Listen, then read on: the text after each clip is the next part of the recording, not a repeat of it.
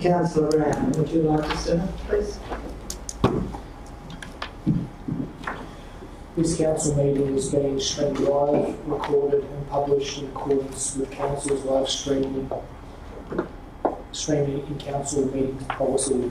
To those present in the gallery today, by attending a public meeting of the council, you are consenting to your image, voice and comments being recorded and published. Anyone who is invited to read out a question or a presentation will be recorded, and their voice, image and comments will form part of the live stream and recording. The Chair and or CEO have the discretion and authority at any time to direct the termination or interruption of live streaming. Such direction will only be given in exceptional circumstances where deemed relevant. Circumstances may include instances where the content of debate is considered misleading, defamatory or potentially inappropriate to be published. Attendees are advised that they may be subject to legal action if their actions result in inappropriate and or unacceptable behaviour and or comments. Today's meeting is being streamed live as well as recorded and published on Council's website. Thank you.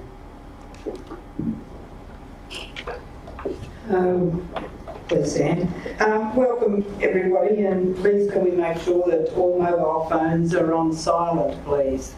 And I'll also, while I'm at this point, make a special welcome to an ex-councillor, Joy Hoy, who we have in our presence today. Welcome, Joy. Now for the opening prayer. We pray to God to guide us so that the thoughts we have and the decisions made this day are in the best interests of the people of South Gippsland Shire. Amen. The South Gippsland Shire Council respectfully acknowledges the traditional custodians of this land, elders past and present, their spirits and ancestors. You may now be seated. And another mention I'd like to make is a special congratulations to Councillor Brown, who's now a married man.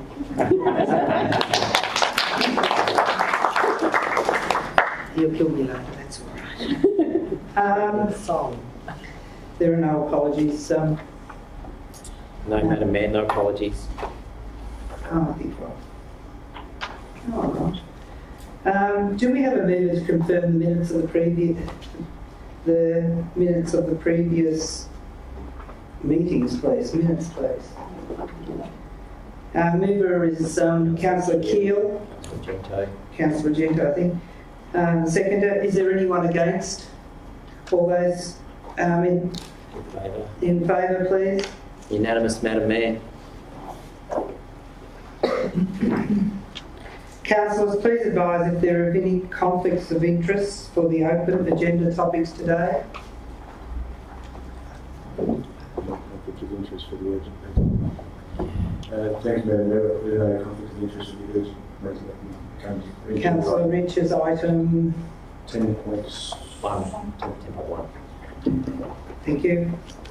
There's no other conflicts of interest. CEO, is there any staff conflicts of interest in the open agenda items? No, Madam Mayor, there's no staff conflicts in the open agenda. 2.1. 2.1 is the visitor information services resolution. Do I have a mover, please? Councillor Brown. Do I have a seconder, please? Councillor McEwen. Councillor Brown, over to you. So last year, Council just decided to do a review of our VIC services to see if our ratepayers were getting value for money, and if the service that we were providing is essentially keeping pace with what currently we can get in modern day age with new digital information. The review highlighted the cost per visit in Foster was $13 and Curramborough was $22.71. and May through to October, the visitation was low, in particular at the Carramburra Centre. After last year's June meeting, the Carramburra VIC future was deferred until more work was done, particularly on the digital strategy. The Foster VIC was decided to be retained as fully operational throughout the year and basically be status quo. And then what happened after we had that meeting in June, some things changed. And recently the Australian Tourism Accreditation Program, they decided to increase their flexibility with regards to VIC centres, and particularly the ones that have the full accreditation with the yellow eye. And a lot of this was happening because a lot of other councils were reassessing their usage of the VIC centres within Victoria. And essentially what's happened now is we now have the opportunity now with Carramburra to retain the yellow eye, because we have Foster that's a fully functional, open all year round yellow eye centre, whereas previously Carramburra, if we were looking to drop it back from being open all year round, we would have gone to a white eye. And there's all associated losses in terms of the signage that we can use and resources and marketing that we get if you drop back to a white eye. So we now have the ability for Carramburra to be open as seasonal in the peak period and retain the yellow eye, which is most important. Foster is basically status quo, is what it always has been. And this digital strategy that the staff have been working on and been doing a really good job will now also complement the changes that we're talking about with this particular motion today.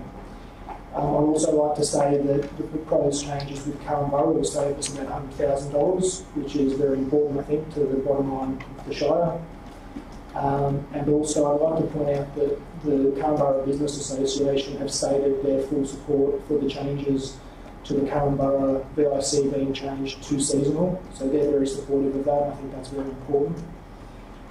So taking all that into account, I'd ask my fellow councillors to please support these changes that do have the community support and business support.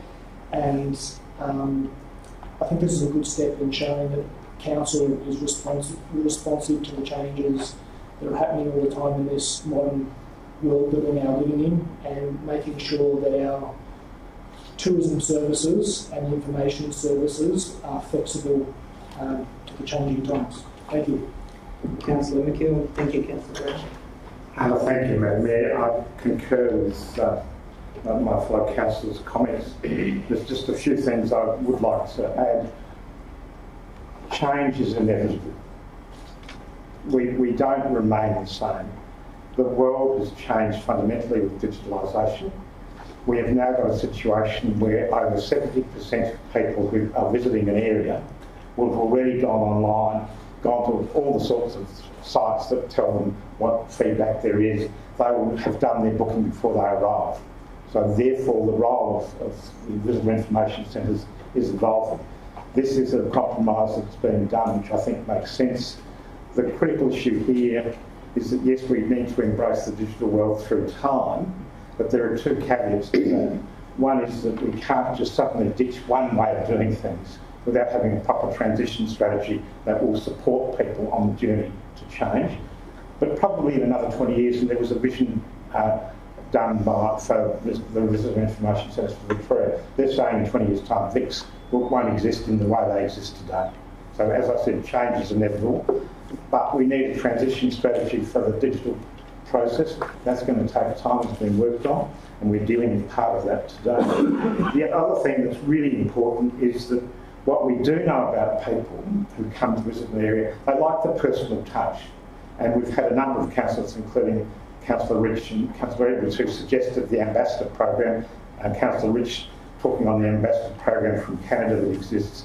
We're doing a program that will allow people to fulfil that role, which is a high-touch thing. People like to hear the stories of an area and like to have that done.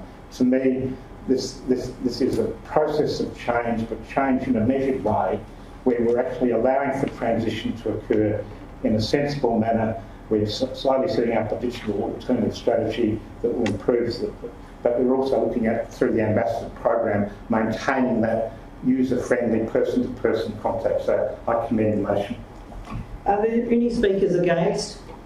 I'll put it to the vote then. All councillors in favour? Unanimous, Madam Mayor. And now we have 2.2, Venus Bay Activity Centre Plan. Do we have a mover?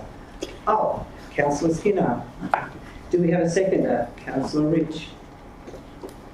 Over to you, Councillor Skinner. Thank you, Madam Mayor. This emerged, not at the time actually, but it emerged when there were discussions around the siting of the Venus Bay skate park. It was part of our community budgeting process from a couple of years ago, and there were some polarised views about the location, but actually what it illustrated was that Venus Bay is well overdue for a strategic approach to the emerging issues of seasonal visitation and rising population growth. And so by undergoing this plan of, originally it was called a precinct plan, and now we've sort of changed the wording to say activity plan to cater for the way that people are moving around Venus Bay during the year. So the business area up to the beach area and up into the community facilities and the park. So there's a map associated with the sort of focus area. It's really important that we do have a strategic and integrated approach, and I'm sure there are reasons for it, but in particular in Venus Bay, there's a couple of really dangerous instances where a pathway finishes, abundant pathway finishes in a bank of parked cars, and so without a sort of holistic approach to how we can manage that, it was very ad hoc band-aid type solutions, and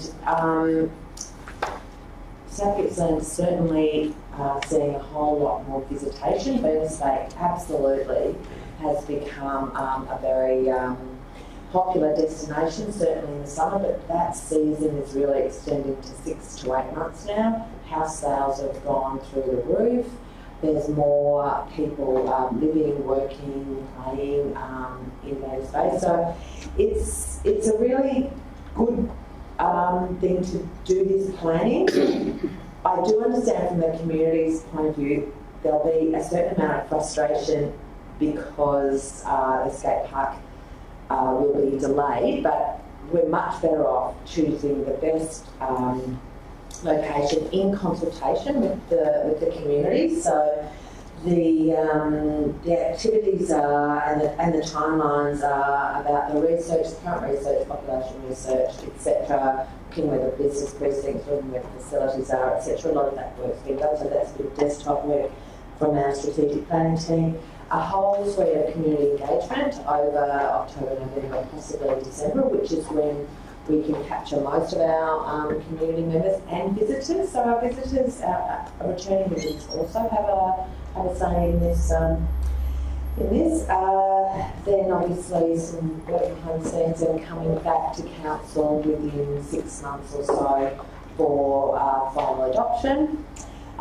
So it will take time, but I believe we will be able to achieve a great deal from this. So I'm really pleased that we have been able to take a step back and look at a strategic approach for Venus Bay. So I would commend this motion and the associated budget of $35,000, which is allocated to this project.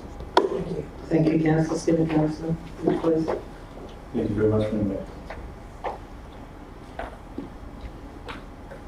I'd like to say that I'm quite impressed that we've decided to take a structured and strategic approach on this. I know that there is the communities, our coastal communities in general, have had a lack of infrastructure, funding, spending for quite some time. But that doesn't change that I still want to see it done in a structured and strategic approach rather than ad hoc. I don't want it to be that all of a sudden we've got a town that we push to the top just because there's some noise there. And I know that Venus Bay has been patiently waiting for a skate park and some other facilities for some time, and it was a big decision to delay the implementation of the skate park, because my thought to do with that was, is that why should we be spending some money, considerable amount of money, when we're not sure how that's going to look for that community in 5, 10, 15, 20 years. A lot of it for me revolved around when I went down and had a look, and I did the bus driving down in Venus Bay this summer, was how do the population use the space? Where do the pedestrians go? Where are the cars? Where are the kids? Where's the... And so in many ways, you know, when people start lobbying for one thing, you know, they stop remembering all of the other aspects that need to be taken into consideration when they do so. So I was really quite impressed that as a council we slowed down and stalled the process of the skate park to ensure that that quite considerable amount of money that we're going to spend on it is put in the right place and it's going to have the right outcome. It would be horrific to have a child, you know, because of the traffic, something along those lines. We build a skate park and we haven't considered where the flows of traffic are. We haven't considered all the other bits and pieces, and for some incident to happen. That's unexcusable. That would be unforgivable from a size point of view. So I really think that we've gone down the right path here to consider it properly, to have a look. Venus Bay is one of the largest rate-paying groups of our shire, and the popularity of our coast is going to be ever increasing, especially when you look at the growth that's happened on other coastlines. So I put to everyone that, you know, you never plan to fail, but oftentimes you fail to plan. And so in this case, and in many cases, and I'll repeat this on a number of occasions in my term here, structured and strategic approach to the best interests of all, not just a few. So on that basis, I hope that my fellow councillors support this particular motion and we can start to implement some more structured and strategic approaches. Thank you, Councillor Rich. Is there any speakers against? Councillor Edwards, please. Thank you. I'm not actually against the activity centre plan. I'm against the funding allocation to the 35,000.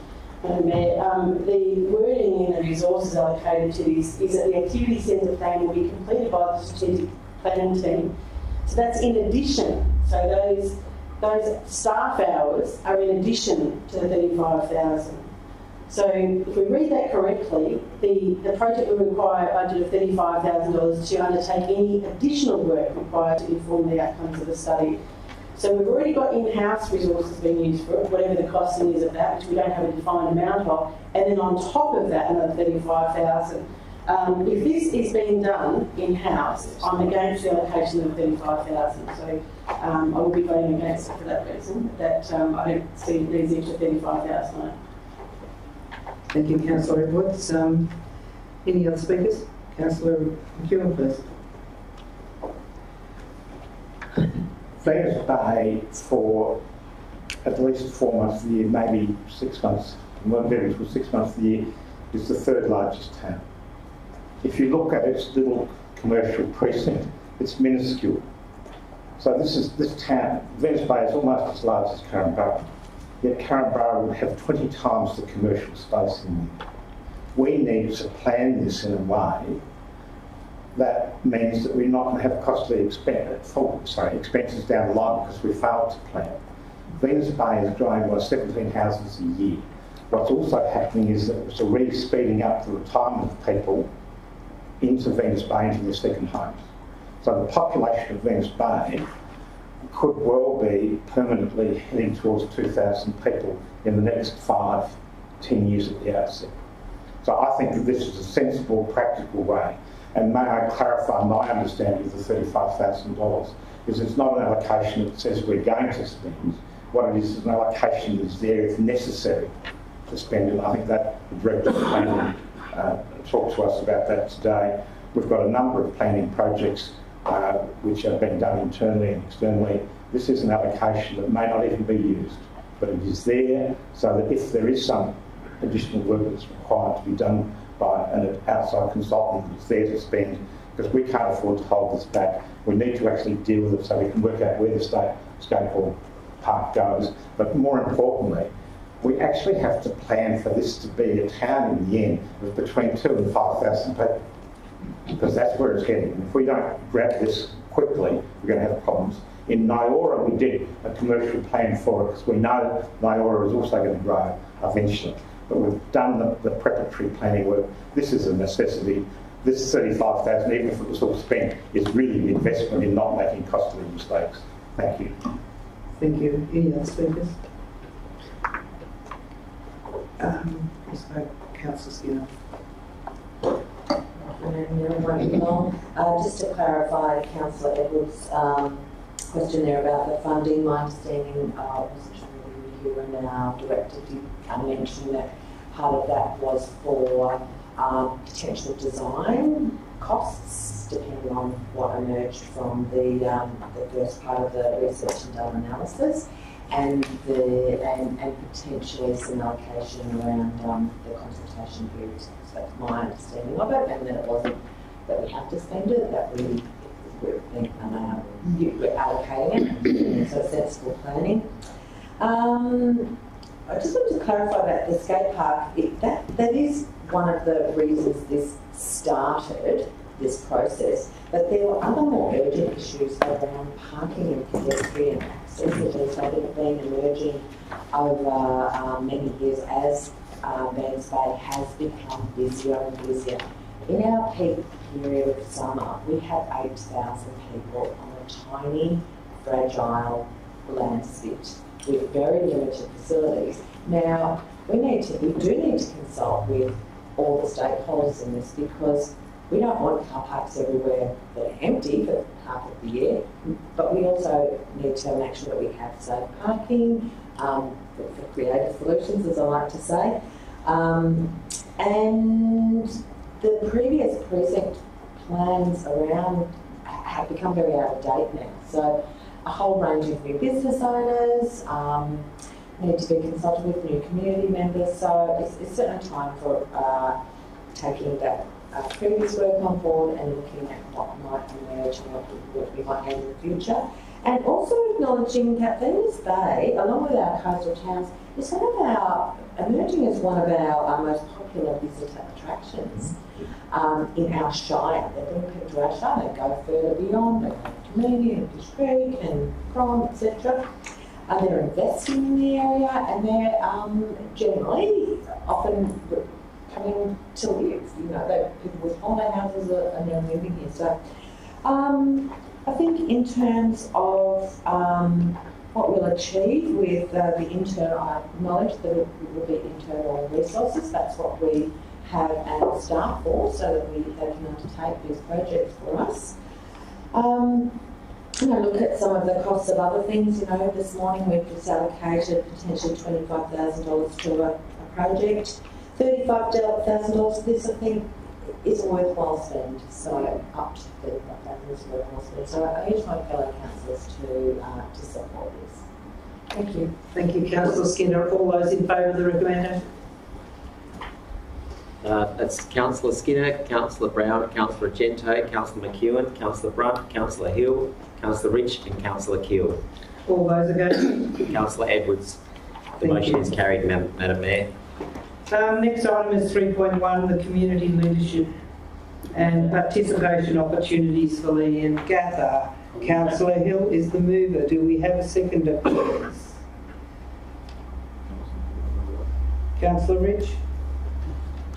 Councillor Hill, over to you. This is a report that was asked of by the officers to come back to this council meeting to propose the steps to engage the Leongatha community.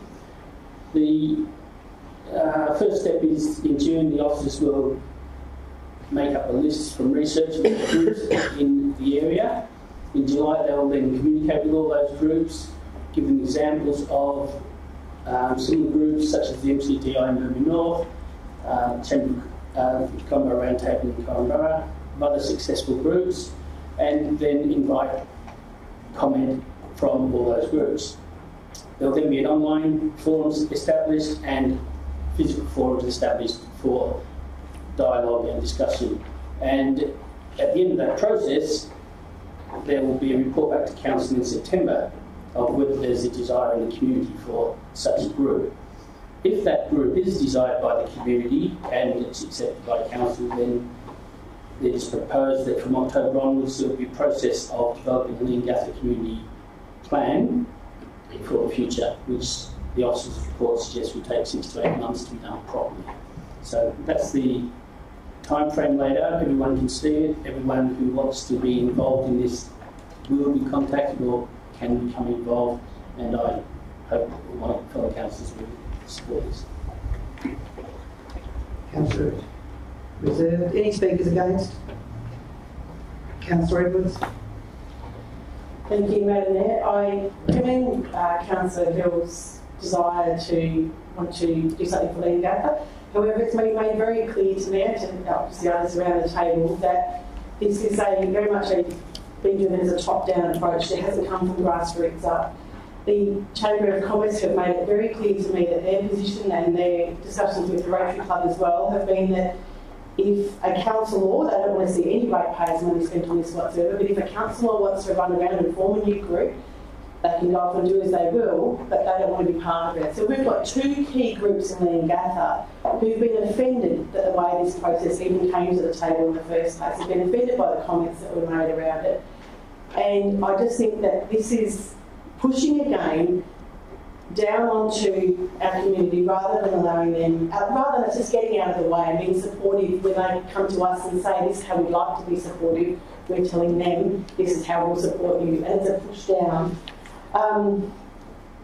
We don't need a specific group to have a community plan. There are some benefits to having one. You don't even need council officers to have a community plan. There's been community plans out in different towns of our area 20 and 30 years ago. They didn't necessarily need a group. We had individual consultants or individuals in the community pull together and facilitate sessions and pull together plans. But they've been around for decades. It's a relatively new thing to have, and if the town was saying this is what we want, then I would be fully supportive of it. But it's not. We've had it come from the top down, coming from council saying, we want you to have a group, this is how we want you to have it, and I'm not supportive of that. If it had come from some of those key groups, some of those most active in the town saying, we'd like to do this, can you support us by doing this, I would absolutely support it. But instead I'm hearing the message very clear, we would like you to give us some money to go out and get some independent support, independent of council, that can help us pull together some things, and then we come to you with what we'd like. We don't want it to be run by council. Nothing against the people, they're not anti the individuals, and neither am I against the individuals employed by council, but they're saying they would like it to be independent of council, so that when they come here and present to council of what they'd like, it's not influenced by anything that's come from internally first. That's the message I'm hearing very clearly, and if it had been the other way around, then I would be fully supportive of this, but I'm not hearing that. And I'm hearing that this is very much a top-down approach. I would be supportive if they're still even going ahead if item 2 was taken out of it, because they basically said, look, you can run around and do, as I said before, run around and do what you like, but they don't want a bar of it. But they don't also want ratepayers' money spent on it. They would like that money allocated to them to be able to go out and employ somebody independent to do this. Thank you. Thank you. Other speakers, please. Councillor Skinner. I just wanted to respond to Councillor Edwards. You did raise some points there.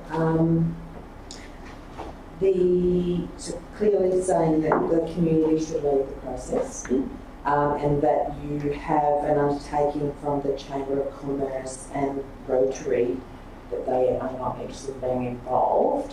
So I just wanted to clarify, would that be the whole of the organisation or some members? I know this is probably a discussion point, but anyway, perhaps we could clarify that. But I do understand, and we have had these conversations before, it's really important to have those strong leadership groups, but what hopefully a community plan or direction statements reflects is the broader community as well, those people that might not be involved in those groups or organisations, the general people that maybe too busy or not interested in coming to meetings, etc. So I think it's a worthwhile exercise to undertake some community engagement around potential planning and ideas and hopes for Leongatha. Like Councillor Edwards, it's a very long and convoluted process to get to this, and when I did see the $5,000 there, my understanding was this work would be done within the council community strengthening department as it has been done in other areas. So perhaps when Councillor Hill sums up, he could just clarify that funding bit. And I do just want to clarify, according to that recommendation, it is asking for the board. Can I ask it? You can ask the councillors, you can ask the officers a question within your speaking time if you wish. Address them by Mr. or through the chair. Through the chair, please. May I ask a question to Mr. Secord? Yes, thank you. What's the $5,000 for? I think it's the wrong one. Oh, sorry. Ms. Page, I beg your pardon. What's the 5,000? Is that after? Did you start this way?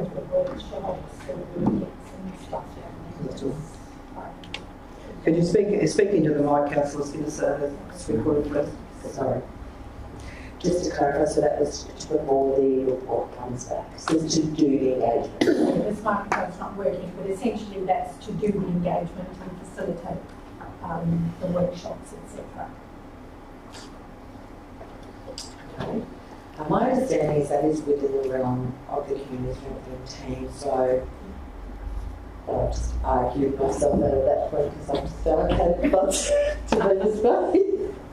I'll split that out if we've got.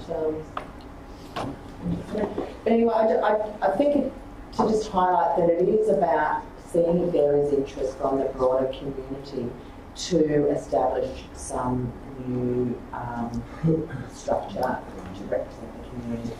Okay, thank you, Councillor Skinner. That was it. Any other speakers? Councillor McEwen. Through you, Madam Mayor. This motion in the first place was to simply conduct a consultation to ask the question. It's not top-down imposition. And if you look at our council plan, we talked about engagement and partnership. This is engaging with the community and saying, does this make sense for you? It's not preempting, it's not making a decision on behalf of, it's not ramming it down people's throats. It's interesting, I have spoken to the Rotary Club a couple of times. I know at least half a dozen members of the Rotary Club who have actually spoken to me about the Canberra Round Table and how useful that would be and whether it might be a useful thing for Leongatha. I also know from conversations that there are at least half a dozen other organisations have indicated in Leongatha. There are in fact over 70 organisations in Leongatha. There are not just two. And they all have a right to be involved. And it's interesting, the Canberra Round Table, which I moved by council motion in the last council, was, if you like to call it, Councillor Edwards, an imposition from the top down. But they're extremely happy about that having been formed because now they've got a major investment in projects. It is a strong voice for the community. It brings together 17 different organisations and it is very powerful in being able to articulate and to lobby. The reality is now that Leongatha is the only town that doesn't have a community plan. Now, whether the plan is done by council staff or by a Canberra-style round table is a moot point, but it's absolutely essential that we have a plan that has the engagement and support, not just of two organisations, but of the 70 organisations and the community. Because basically now, in order to get funding, state government and federal government is asking, where is the community plan? Where is the recognition and support? This has to be, in my view, a collaborative decision of the community, but in the end, I think it's very clear where you do have collaborative processes and structures, you actually have a more articulate, a more powerful voice for your town, and you can work more strongly in partnership with communities. Engagement in partnership does not mean that you're not allowed to ask the community whether they want something. In fact, it's a responsibility that you should ask. Because if it's a deficit, we haven't got a community plan for Leongatha. We should be on the front foot as leaders of the community, asking the community, does it make sense to have a structure like this, and how can we do a plan? So I commend the motion to you. Thank you, Councillor Kim. Councillor Kim. Thank you, Madam Mayor. I'll be really brief. I agree wholeheartedly with Councillor Edwards here. unfortunately, a motion that was meant to be for the best of the community has actually divided a community, and it is something that we as councillors should not be promoting or working with. We should be working with our communities. Our communities are why we are all here. I think that it's maybe we just went around it the wrong way, and it's had a terrible impact on those groups who have been doing amazing things in the community. There's a lot of people in the Carnborough Chamber. They're working on a lot of projects, and we should be supporting them, and we will be supporting them. I just think that this was just done the wrong way around, and it has offended a lot of the hard-working community volunteers who we rely on to keep our communities going. So that's all I have to say. Thanks. Just what I can see where there's a little bit of confusion with this recommendation, and one is what I always thought was it was get out there to see what the community, how much interest there was in doing this actual community group, whether it's a round table type thing. The sentiments there, I always agreed with the actual doing of this. But what we're doing is we're actually allocating $5,000 to implement it, and we don't know the answer to the bottom one. That's what I've just been sitting here reading and hearing what's been said. So it was really about going out and saying, go out and find out the interest expressed by the Leongatha community in establishing a new community group. But then the recommendation two is allocate a further $5,000 in the budget to support the implementation of the process. So a little bit of an issue with that. Yes, please, if you don't mind, I'll hand over to the CEO. Yeah. So I just can see that there's a little bit... Madam Mayor, to help that, it's basically setting up workshops where our staff will go out and meet with community members at various times when they meet, and even set up individual meetings where people can come and drop in. That's the $5,000 is to facilitate meetings off-site, maybe hire some venue or whatever it might be, to undertake, I think it's around 4 or 5 separate consultation times where they can talk to the people of Leongatha and those interested, and to get their views on what this would be, then report back to council in its September meetings with what the findings were from that work. That's basically what this is all about. Thank you, Mr. CEO, and I'll hand over now to Councillor Rich, I believe. Thank you very much, Madam Mayor. Leadership. Once again, I'm going to refer to the lack of leadership that we have. On the few occasions that I've seen councillors try to put forward initiatives which we were elected for, which are in our council plan, we seem to get this strange backlash from some areas as though we're trying to lead, but you shouldn't try to lead. It's just me, doesn't make any sense. This is a scenario where we have, and I feel like it's deja vu because we said exactly the same things and we had it voted through last night. So to me, this is about leadership and going, okay, so do we believe that there is a problem or a growth necessity, rather than calling it a problem? Is there a necessity for growth within Leongatha? Are we growing at the right rate at the moment? Is there any assistance that can be given? And when I'm elected as a councillor and I look around our community, not other communities, our community, and see that there is a similar group that functions particularly well, a multilateral group that connects to lots of different user groups in the township, and it's working well and it's starting to get runs on the board and being able to do strategic planning for the future. We've got some major initiatives coming through in Carnborough. And so we look at that and we think, well, wait a second, Leongatha could need a hand. So let's go out and consult with the community. I think it says engage the Leongatha community. Engage. So we want to engage the Leongatha community. And then this isn't to implement the process, this is to implement the engagement. And this is where it oftentimes frustrates me, because we can't get past the first step of engagement. We have debates on, no, you can't direct or lead towards an engagement process. That we need to wait for the world to fall apart before we go, oh, wait a second, we've got a problem now. I think that this was an initiative born of saying, what are the requirements that we need within our shire, and what areas are we deficient in, and where can we help our communities? Now, perhaps the engagement process wasn't perfect. I'm not 100% sure, but I've got to say, what we want to do now is engage in a structured and strategic way. It's not a massive allocation of resources. It's an amount of resources that will allow and facilitate our council officers to do an engagement process that hopefully stops the loud voices or the individual voices, that gets the consensual voice, that says what is going to be the best situation on average for everyone. Because I understand in a democracy you are not going to get everyone to agree the whole time. That I have no problems with. But I do have a problem when a couple of people project much louder and much larger than they should that this is the average consensus. Because I sit there going, I thought that's what we were elected to do. So we're elected to do this, we do something, and then we're told, no, we shouldn't do that, we should wait for the community to drive. Well, I thought that that's what local government was, us showing leadership to drive these things. So when it comes to this type of scenario, I find it odd and frustrating that we're still having conversations about how we're going to engage it, if we're going to engage, rather than working with our community to be greater than the sum of our parts to deliver something. And at this point in time, I'm getting a little concerned. But regardless, I'm hoping that my fellow councillors on this initiative would say, well, okay, this is about engaging with the community in Leongatha in a structured and strategic way to hopefully come up with the benefits and the best interests of the region.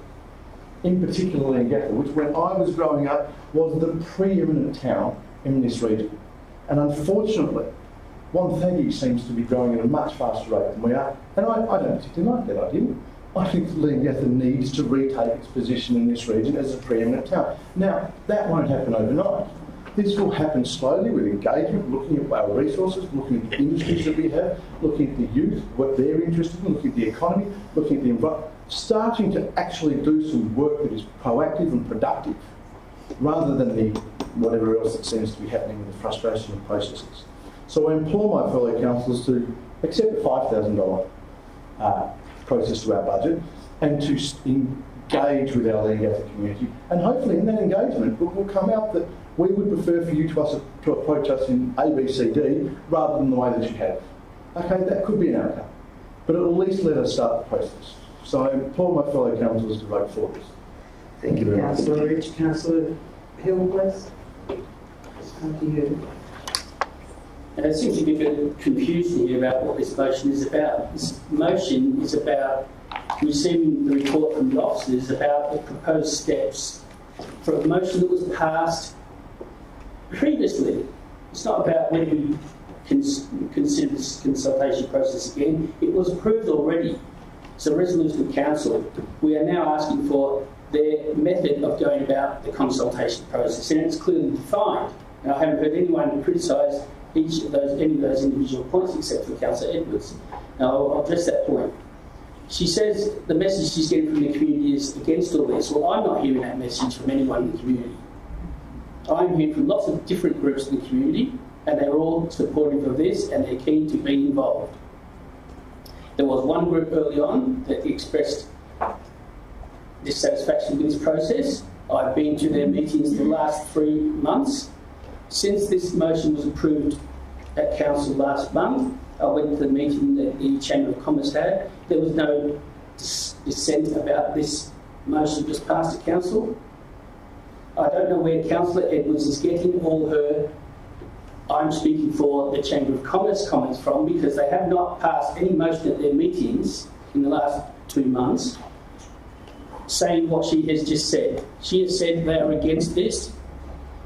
It has not been discussed at the meetings that way at all, and there's been no motion on their books. So either she's speaking for herself or she's speaking for individuals in that group, not the committee itself. But that's a fact. There is nothing in their minutes of discussions about the previous month's resolution and this process here. So I find that very disingenuous to mention that when it's clearly not the case. Now, she mentioned that, again, Council is trying to tell everyone this is how we want it. I defy anyone to point out anything in this report here which says we're going to do it this way, other than this is how we will discuss by meeting with you or online or offline or whatever. But it says in point 6, provide a report to Council on the interest expressed by the community in establishing a formal structure and what form it might take. Now that's all coming from community discussions. At no point are the officers saying, this is what the community will come back with and will accept. It's all open-ended, it's up to the community. I'm very disappointed when fellow councillors say things which are obviously not true and which are misrepresenting what people out there in the community have said or are saying. I have people who are on the Chamber of Commerce who are fully supportive of this and would want to be involved, whether the Chamber is or not. And I'm not speaking for the Chamber now. The Chamber has not decided whether it wants to be involved or not. Councillor Edwards said they have not. So I urge my fellow councillors to give the officers the go-ahead to begin this consultation process. Councillors, all those in favour, please, of this motion? It's Councillor Skinner, Councillor Brown, Councillor Argento, Councillor McEwen, Councillor Brunt, Councillor Hill, Councillor Rich. All those against? It's Councillor Kill and Councillor Edwards. The motion is carried, Madam Mayor. 3.2 is the 2018 Paths and Trails Strategy. Thank you, Madam Mayor. I'd like to raise the motion as it stands. I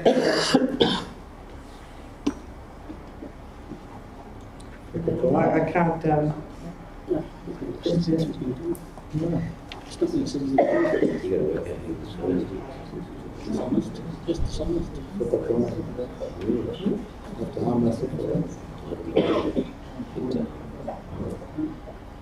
Do a ballot, I suppose.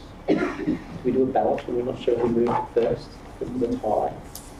I'm sure I'm a hack for that. Not there. Yeah, just a moment, Councillor Skinner. Could you stand up if you wish to speak? May I suggest we discuss the alternative motion and then foreshadow the original? I think, Councillor Skinner, that could be said both ways, so that's a bit of a hard one to say that that's what you wish. I've got to follow the local law. So what we'll do, Madam Mayor, if you're undecided... I'm not sure who meant it first, I'm sorry. Well, we'll do a ballot. We're getting that organised, so... Can we watch the video? You can certainly watch the video. We'll just get some little... Well, just basically what we do in a ballot is we'll put both councillors' names in the special cup that June's organised over there, and then we will draw a name out of the cup, and running on memory, whoever's drawn out of the cup is discarded, and the one that's left in there is the one that we'll move that motion. Do we get that clear? Okay, so that's what we're going to do. Can we not come to an agreement? Well, Councillor Skinner, the agreement probably would be just to amend the recommendation. I'm sorry, but no, like, if I do,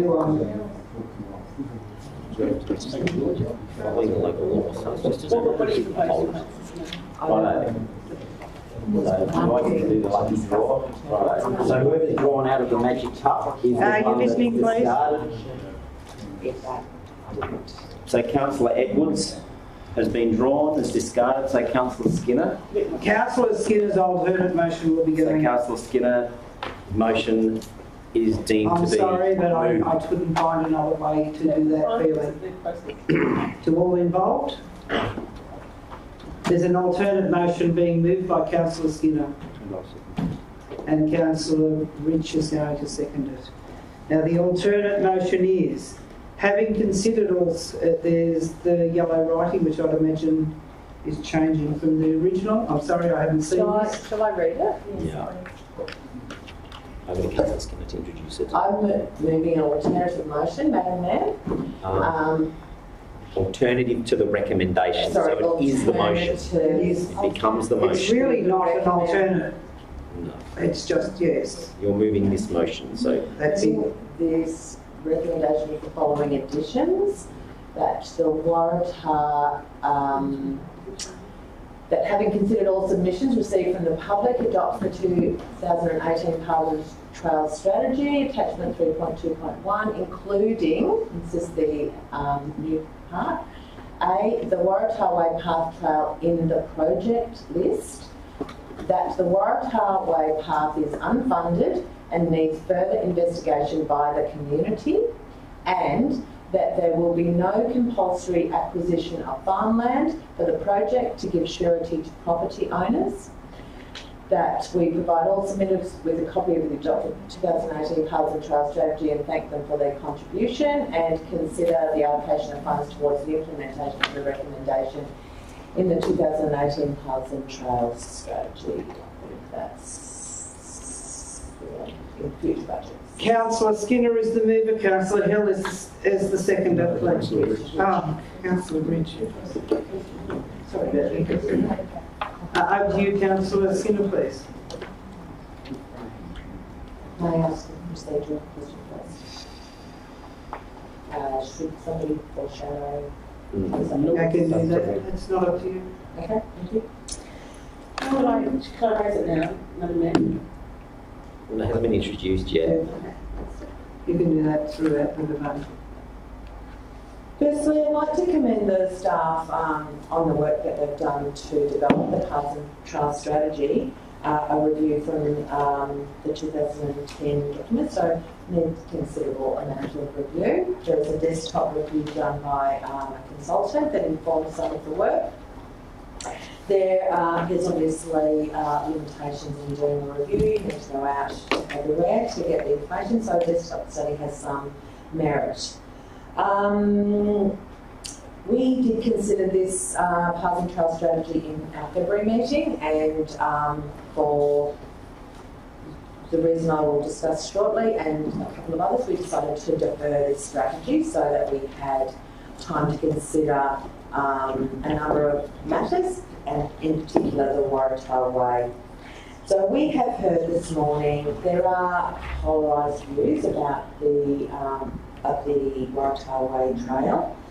My hope is that this amended recommendation will give surety and peace to the landowners, that there will be no compulsory acquisition of farmland for the project. I think that's really important. I have heard what they've said.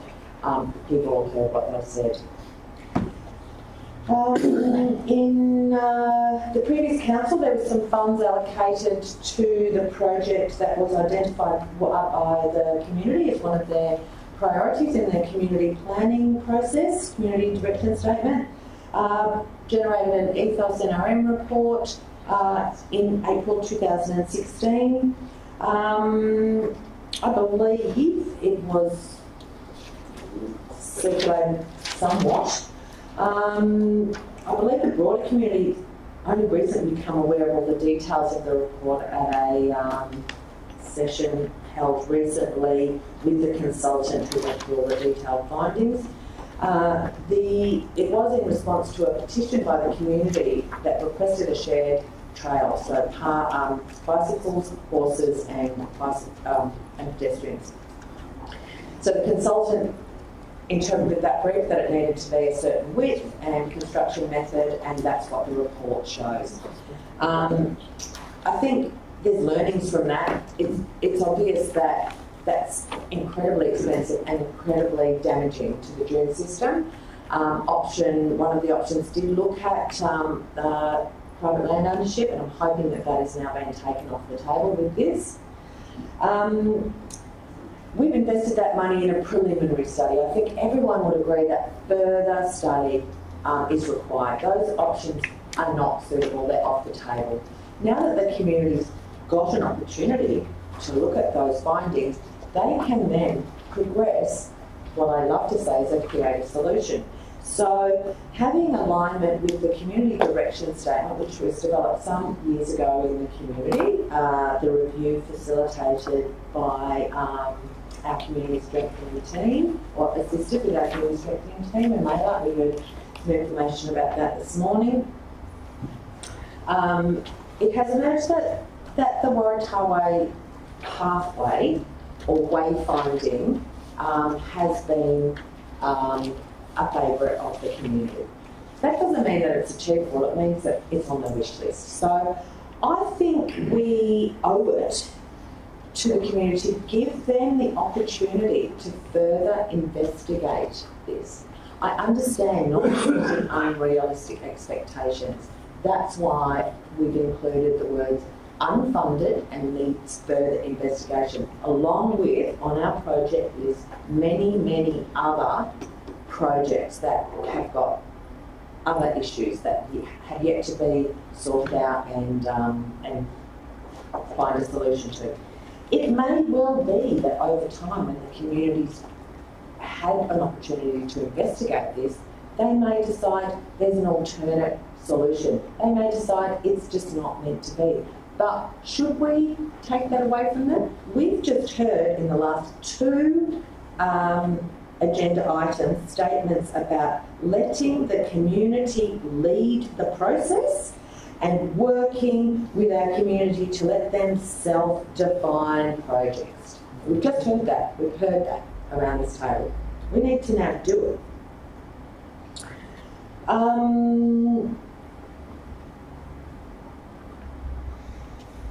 As I said, the alignment with the community direction statement and the strategy and the inclusion on the project list as unfunded and further investigation gives the community or its champions an opportunity to progress the matter themselves, maybe seeking funding opportunities, and we don't know what creative solution might emerge over time.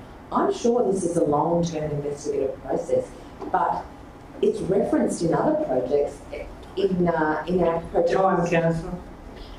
You are over time, yes. Madam Shadow and further motion. You're over time, Councillor. You'll get the right reply. Thank you. Pardon? Could I please foreshadow the motion if this one is lost? Can we read the full shadow motion that she's done? Sure. If you'd like to put up your full shadow motion, Councillor, so we can see it. I've just emailed it across, but I can pass it to my She minutes. can just foreshadow it, just discuss what it says. It'll be easiest. So I'll just read it out for now. And just Marcus, for a moment, please. Yes, she is allowed to say I could just check the local law just a moment. full shadow I'm motion. sure you can. Shall I read out what I've just emailed across to You can foreshadow a motion. It's a pen at any time in the day. Yes, any time in the debate you can foreshadow a motion. Yep. Thank you. Are you ready for me to speak? KJD, if anyone's looking. I was prepared to rest in the recommendation, however, now that we've got Please, Councillor. this, I would like to foreshadow that all reference to Waratah Way be removed from the project list and that no further council resources be by way of money or office time be allocated to the proposal. Okay, that's your foreshadow motion. Thank you. Councillor Rich, your reserve? What you said, your preserve. Are there any speakers against, please? Speakers against this Against the Councillor Skinner's motion, or against my foreshadow point? No, yours is just foreshadowed. It sits there. It has no precedent, but yes, you are allowed to say it. I'd like to speak against the motion. Thank you, Councillor Edwards. Thank you. We've heard this morning that there needs to be a link between Waratah Bay and Sandy Point. If I may, just turn my screen around for a moment. I'm sure that most people are aware it's actually already there. It's the beach. It's a wide beach with a hard surface that I've never had any trouble riding a bike or a horse or walking on. Why are we putting resources of time and energy and putting the proponents and the landholders through any more stress with this? It just does simply not make any sense. Talk about world views. How does this fit with the worldview of animal welfare? How does it fit with the worldview of wasting ratepayers' money, of the environment, of disturbing the dunes? We need to get this off the table. It is not fair on the proponents to keep their hopes up for years to come. It's not fair on the landowners to have this stress over their heads. We are biting the hand that feeds us, people who generate income, who've worked hard and made sacrifices over generations, to be able to be in the position that they are and they work hard to pay their rates, and we're going to waste it on putting some frivolous path where there's already one right there called the beach. We need to stop this nonsense. And road rates and rubbish, might not be sexy, but it's our core businesses and what we're not doing well yet. We've just heard in the last few weeks about the roads that need attention. Why are we not spending the money and our focus on getting our core right first? And you might want to all fluff around the edges and do all these fancy things around the edges. But there is already a trail between Waratah Bay and Sandy Point. It's a perfectly wide, safe beach. This needs to be knocked out of the park and absolutely not spoken of again. If the proponents want to do it, they can do it off their own back. If it's going to be unfunded, well, why does it need to be in the report at all? It can come out. If the proponents want to keep pushing this in their disrespectful way to the landowners, they never once came and said to the landowners, this is what we'd like to do, how can we work with you? No, the landowners found out by being asked to sign a petition. A petition which there might be thousands of people who signed it, but none of them are impacted. Not their incomes, not their livelihoods, not the land that they love and have a connection to. I don't think some people around this table understand that connection. That is as strong, in some sense, you might even want to call it spiritual, but we may not call it that. That's their income and their livelihood and their home, and you want to just drive through that. How dare this table think this? I nearly cried this morning when this table was speaking. And I'm crying now because this is just disgraceful that this council would even consider such an option. There is a beach, a perfectly good beach, which is the reason why people move to Sandy Point and to Waratah Bay. Councillor Rich, could you please turn your chair around and look at me, please? Thank you. It does not meet any requirements. Where is the thought of animal welfare? Dogs running through paddocks, which we know happens in these situations. Unless a landowner is calling out to say, hey, I'd like to turn my farm into a tourist farm and I'd like to have a walkway beside it. It doesn't matter whether it's on the land or adjoining it, it still impacts on them. It still impacts on our ratepayers. How dare we put these people through this? I'm disgusted. Thank you, Councillor Edwards. Is there any other speakers? Councillor Hill, please. You're reserved to have your... Oh, did you reserve? Yeah, well, he's putting his hand up to speak. The Waratah Way path should go on the project list like this because of these reasons and because of some of the other reasons mentioned here. Even if it's on the beach, it will still be the Waratah Way path and will be part of our paths and trail strategy. So it shouldn't be left out of our paths and trail strategy if it went on the beach. Now, the problems we have at council over this are, there are issues with where this trail can go. We've heard from the farm owners. We respect what they say, and no one is going to acquire their land compulsory over this. So we've got three places this path can go. It can go on the north of the dunes through farmland perhaps. We're going to rule the farmland out because of the reasons mentioned. Going through the dunes itself has issues with the damage to the dunes. So that's got question marks over it. And I haven't heard any valid reason why the path can't go on the beach either, as Councillor has just said. And that's why it's been put in here, because the community can come up with why the path can't go on the beach, why it could go on the dunes. We don't have answers to those questions. That's why we haven't been able to make a decision to put the trail in as an actual trail through a particular route.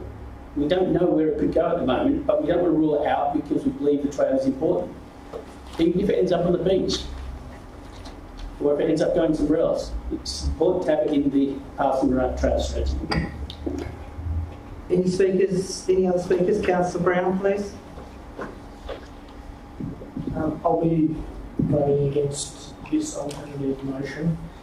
And the reason is, it says here in 1.A number 2, there will be no compulsory acquisition of land for the project to give surety to landowners. I believe this component of the motion is contradictory. As the report that was done, that was put in the Paths and Trails strategy, said that option 2 through the dunes was totally unfeasible because of the environmental issues going through the dunes, and therefore they only left option 1, and option one can only be done via land acquisition. There is no other options to be done. We heard this morning that the landowners are not interested in lease or selling their land. So therefore, I can't see any other reason how this possible project can actually go ahead. So I think they're contradictory, so that doesn't make sense to me. The other issue is, if we were to go down that process, well, is this an essential service? Well, I don't believe it is. There's already a walking path, as Councillor Edwards said. The beach runs parallel to this proposed walking trail. I've walked on there myself. It's quite a good walk on the beach. I don't see why we need to go through this process of duplicating something that's already there. There's also the other 5-kilometre walk. I think one thing we shouldn't take lightly as councillors is the importance of respecting freehold rights of property. And I think as councillors we need to do everything we can to minimise the possible conflicts of going down the path of, I think, breaching the trust of landowners in this particular instance. People have a right to be free of the stress of potential acquisition, and I believe, as councillors, we have an utmost duty to ensure that we respect that right of landowners. Where clearly Mrs Hayward did a presentation this morning, and she said we're not interested in selling our land and we're not interested in leasing.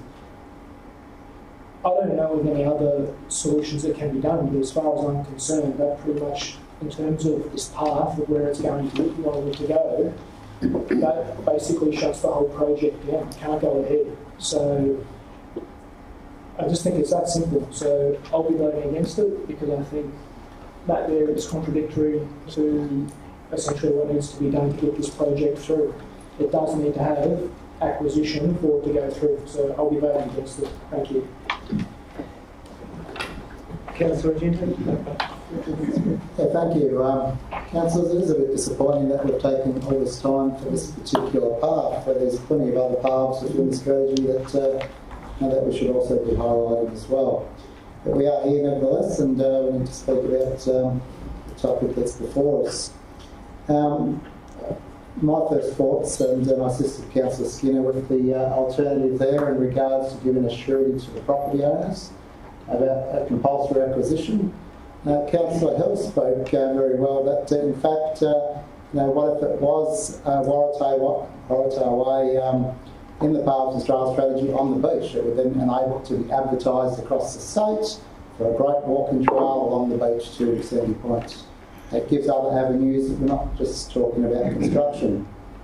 In saying that, though, I was recently at Lakes Entrance, where there was some erosion on the foreshore on the dunes, and they constructed a concrete or brick sort of pathway that went around the foreshore, and on top of that was a pathway which cyclists could enjoy the route. Who knows what the future can bring. On the news this morning they spoke about solutions in recycled rubbish, where they were using recycled rubbish to build roads. Who knows what 20 years may bring. I'm not saying we're going to pile a load of rubbish as a barrier around the beach, but who knows what may come eventually in the future. Councillor Edwards gave a very emotional talk about where she believed the rights of the farmers were being eroded. I was hoping that would alleviate the figures that we're not going anywhere near your property. And that way it was a chance to move forward. And still look at the views of the remainder who were wanting some sort of trial to encourage people to utilise.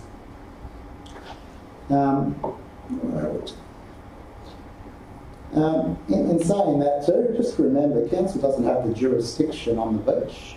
That is DELWP, which has the jurisdiction on the beach, as well as the dunes. We don't have any jurisdiction there. So any community consultation or the community, Sandy Point community who want to progress this, their consultation will be with DELWP after this process to see what avenues they can go through there. So that's pretty much what I wanted to say. And the main gist of it was to ensure that property owners had surety and that the community was listened to in terms of their wants and needs for that particular area. Thank you. Councillor, thank you, please. Thank you, Madam Mayor. Can I point out, councillors, my fellow councillors, this is only saying that this is for investigation. It is not for implementation. It is exploring what are the options and whether there are possible things. It's interesting. While there are clear rights of freehold landowners, there are literally tens of thousands of kilometres. If you go internationally, hundreds of thousands of kilometres of public trails adjacent to land. Yes, at times I agree, there are some problems, and I've heard some of them on our own rail trail, and they have to be dealt with, but they are not the norm. And that there is, in my view, a public good, and that is the public commons next to that freehold land, and people have got right of way on that. So it is potentially a place where people can walk right now about the trail. Can I say, secondly, the report that was done by council was novel from the outset, because there are in fact about 9 standards of trails. For some reason or other, rather than say let's explore the option of trails on through there, they went to the highest standard trail, which is like putting a freeway on the sand dune, and it would never have been approved. And I would certainly have been strongly opposed to it because of the damage it would have done to the sand dune. Councillor Argento earlier today was talking about there being alternatives, and in fact you mentioned it today. To me, there are in fact 3 options, as Councillor Hill said. One may be to the north, accepting that it has to keep out of private property, on a lower standard trail, with one that wouldn't have horses. And there are 9 standards of trails, and whole trail is one of them at a lower level, which are agreed to.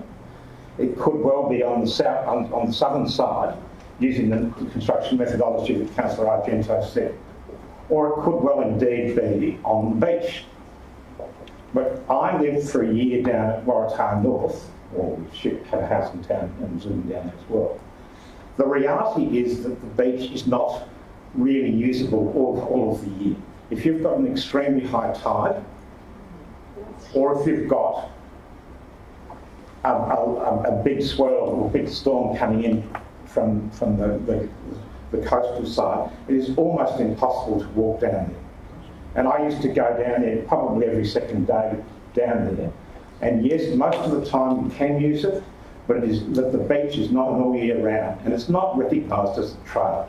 So I believe what this is doing is respecting the rights of the property owners by saying that we're not prepared to purchase that, but also respecting, and it's interesting because Councillor Edwards was talking about not imposing on communities. Well, the community has actually asked us to explore this. So you can't have it 2 ways. On one hand, it's inappropriate, on the other hand, it's appropriate. The community has asked us to do, it is not a commitment to say we're going to do it, it is simply an investigation. Is there an option for doing it? And I believe that the interests of both parties can be taken into account. Thank you. Thank you. Now I'm about to speak. The Waratah Way, in brackets, has a scope. It is a project. It has been investigated. We spent $20,000 doing a report on it. What did the report come back and say? It's not doable. The money... So, well, we don't like the report. So we'll say, oh, we don't like that. We don't like that it come in at the 11th hour. I'm a bit passionate about this too. I find this rather offensive.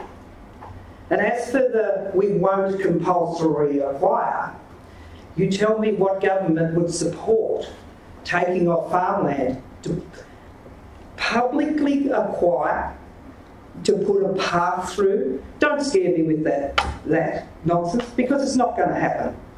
That's a nothing. So here, councillors, have we got the right to continually harass? We want to further get the community further to investigate.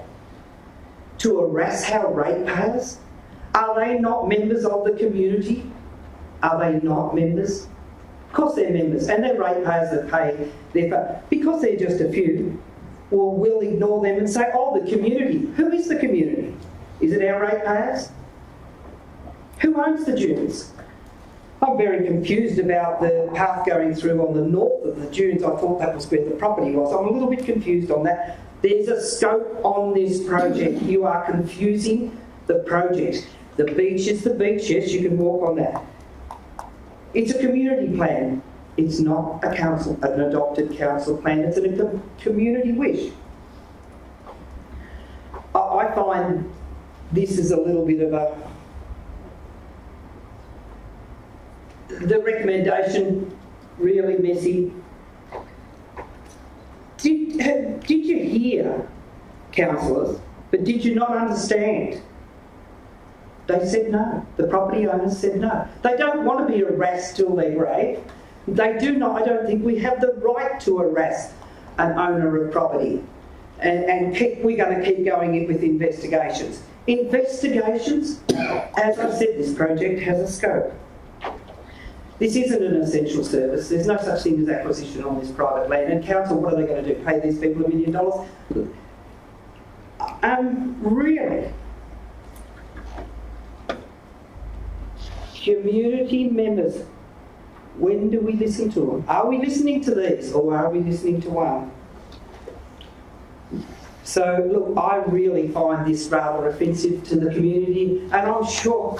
I'm not going to ask, but I'm sure if we ask the property owners, are you happy with this little recommendation? I find that, I think it's offensive to them, I'm sorry. And I think it's offensive that we don't respect the title of a property. If I own my property, and I say, I wanted to walk through your backyard, because I think the community said, I want to, because your backyard is on the way down to the beach, I want to walk through it. Are you going to like it as individuals? We'll walk through your property and see how you like it. I don't believe most of the community say that was a good idea, because I own it. I bought it, blood, sweat and tears, I bought it. So no, I will not be voting for this. Thank you. Councillor Rich. Thank you very much, Madam Mayor.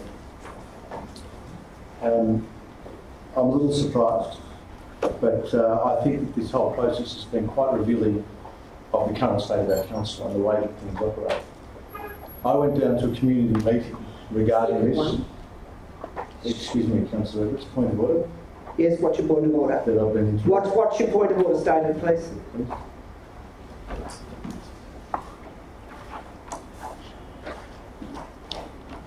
30 seconds before.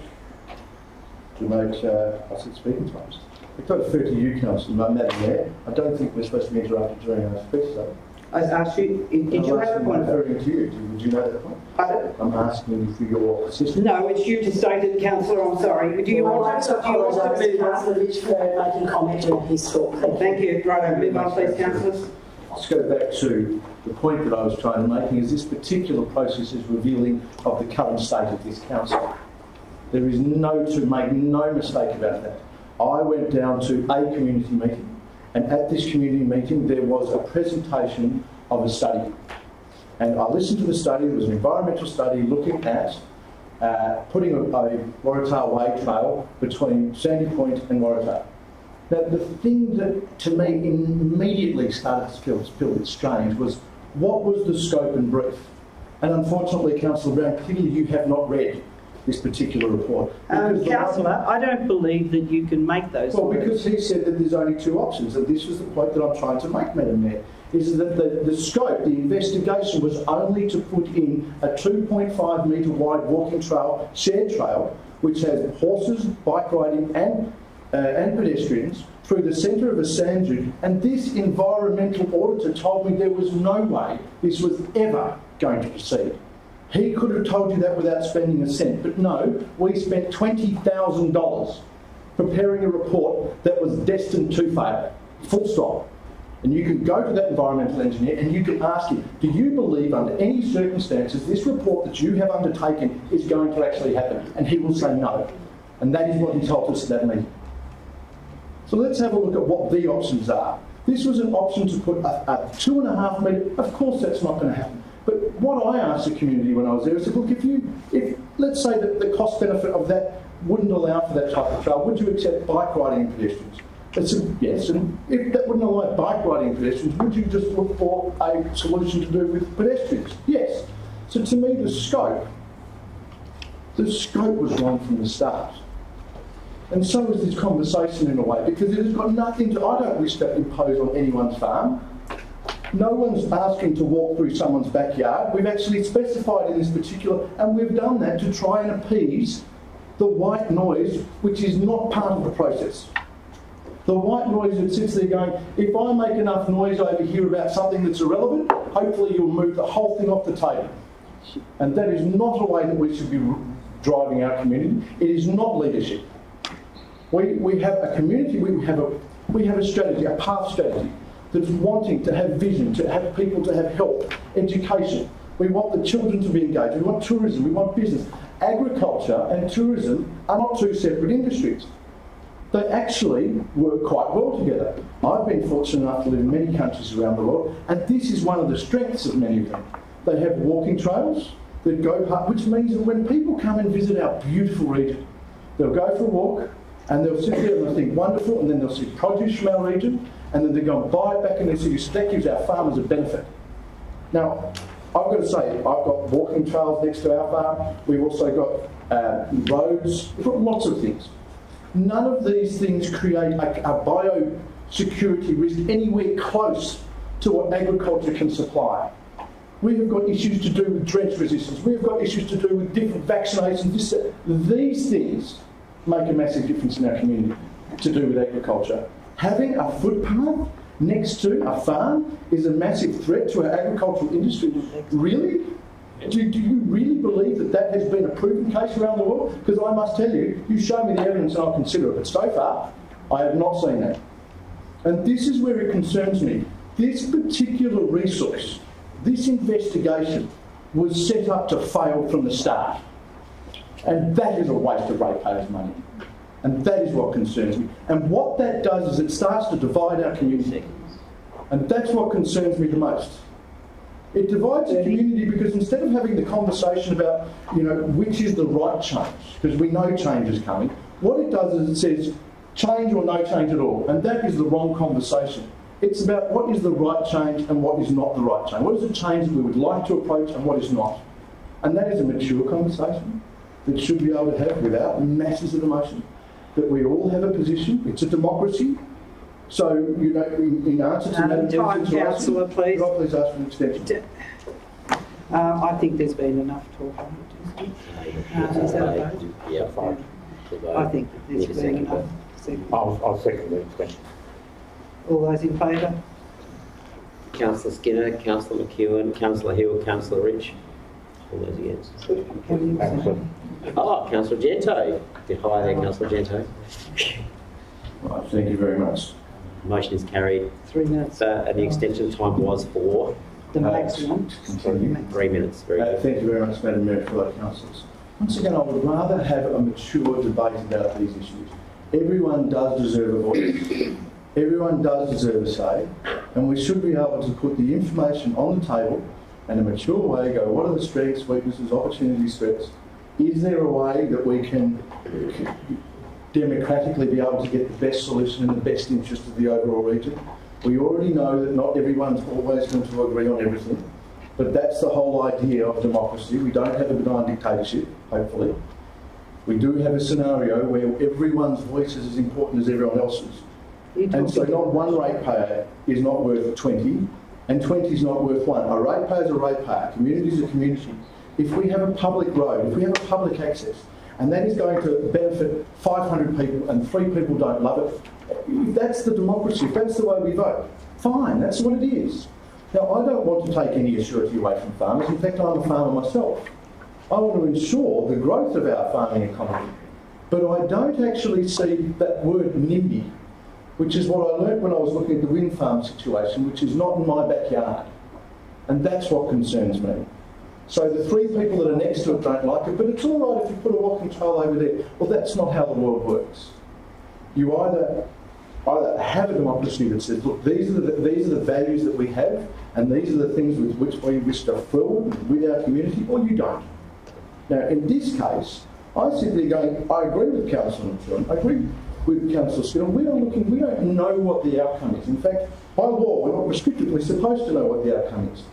We are supposed to go with an open mind to be able to have a look at what are the options that we can do that will satisfy the majority of people in a democracy in this circumstance. Are you talking to the motion? Yes, I am talking to the motion, because you were the one saying that you were proposing the fear, which is somebody all of a sudden is going to walk through your backyard, and there is no proposal here for someone to walk through your backyard.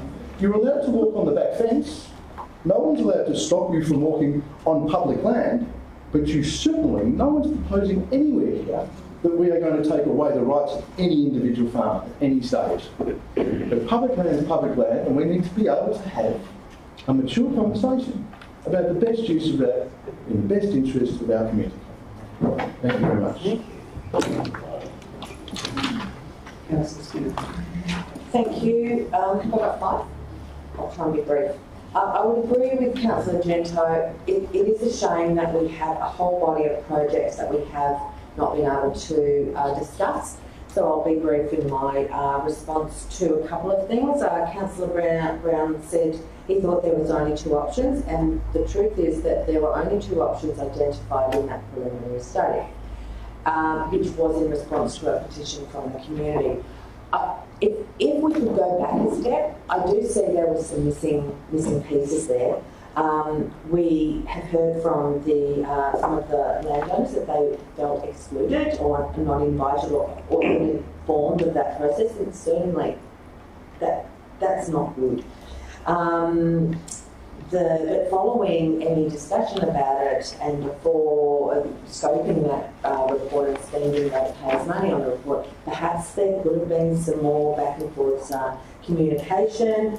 It may well emerge there's one rail trail style, one and one wayfinding one. So I agree with what Councillor Hill said, and it may emerge that it is on the beach as the rail trail wall that connects another project on the project list which talks about wayfinding between one end of the Shire on a coast to the other. I just wanted to clarify Councillor Edwards saying that there'll be council resources and council time put into this. My understanding of this is that it is further investigation by the community, and that to acknowledge the concerns of the 2 property owners, that there'll be no compulsory acquisition, and then hopefully that we can, we can always look back and see how we did it better. I agree, probably this whole process could have been done better in a lot of ways. I'm not blaming anyone, I'm just saying let's move on from here. I can see it's very emotional, but how dare we only look at 2 property owners and elevate that as our only concern when we heard from 5 different people this morning with different views. So I'm not saying those opinions are not absolutely valid. They are. Everyone has their right to an opinion. Just briefly, I did want to acknowledge some of the other projects on the Paths and Trails strategy that are really important, and there's only a few that are funded and some that are identified for council to advocate for. They're the big top priority ones. And then there's a whole swathe of other projects that are in part wish lists or determined by community need. There's a couple in our coastal area and beyond, across our whole Shire, that don't have funds allocated to them yet, and pending further investigations or issues being sorted out, may be able to be elevated to being able to achieve it. So, as I said, I believe that we do need to let the broader community, which includes the farm owners and the visitors and the part-time community members and the community groups, everyone be able to have a say and an input. And I hate the thought of a conflict of community. It's not what we've set out to do. I believe we have to now move forward. So I was hoping that this would address those concerns. And that's all I'll say. I think there has been enough. Thank you. Thank you.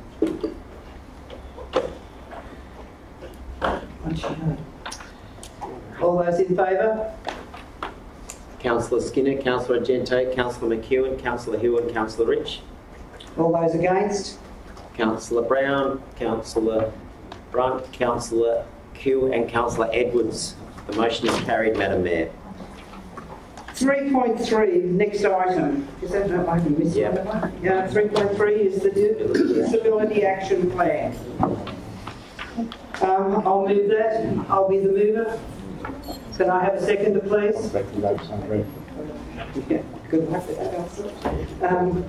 Councillor McEwen? No, she did not.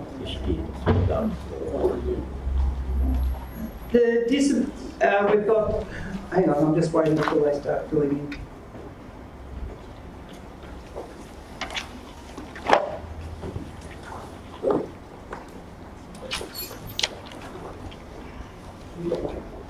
Disability Action Plan.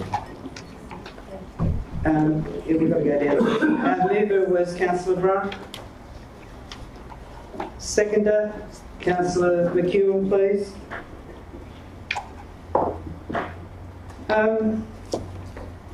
I'm the representative on the Access and Inclusion Committee, and it's been a great learning experience and one that I've really enjoyed and grown from.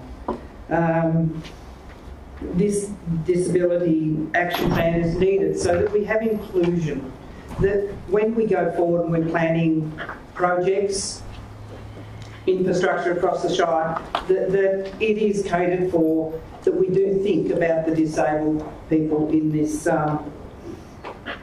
inclusion in our Shire. So I think that I'm happy. Who seconded? It'll be a great, it's a good tool for when we're doing things, and as I said, for inclusion in our communities, I think this is a brilliant plan. Thank you. Councillor McEwen.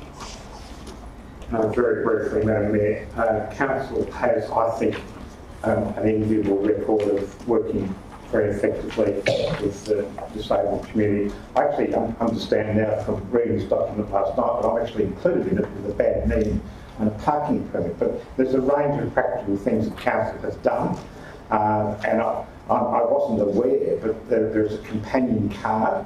If I were to need to go to the swimming pool with assistance, I can get a free entry.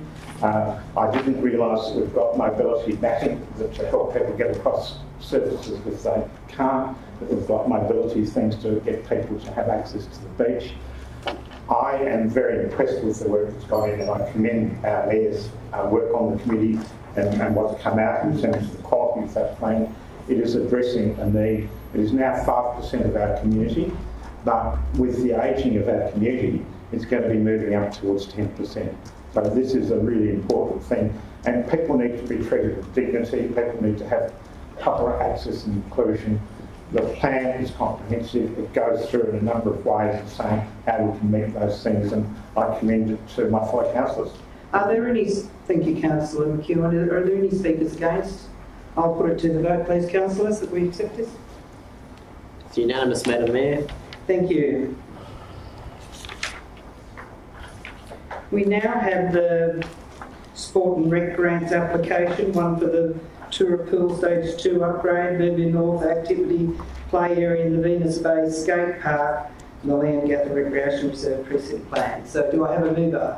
I thought Councillor Keel was moving. Yeah, I can move it. I thought you were. Yeah, I can. Are you a mover? Yes. Sure. I can see. I'm unsure which one's councillors. We're going to toss the coin again.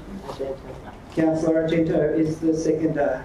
Over to you, Councillor Keel, please. Thank you, Madam Mayor. I'll talk either really fast or whatever. These are 4 projects that we're putting in for extra funding to actually build these projects. I will talk about the Moving North activity, active play. This is the extension of the Baronian Park master plan, where we identified that the skate park needed to be updated and enhanced. So of our 400,000 that was part of the community budgeting allocation money to Move North, 175,000 was allocated to the skate park.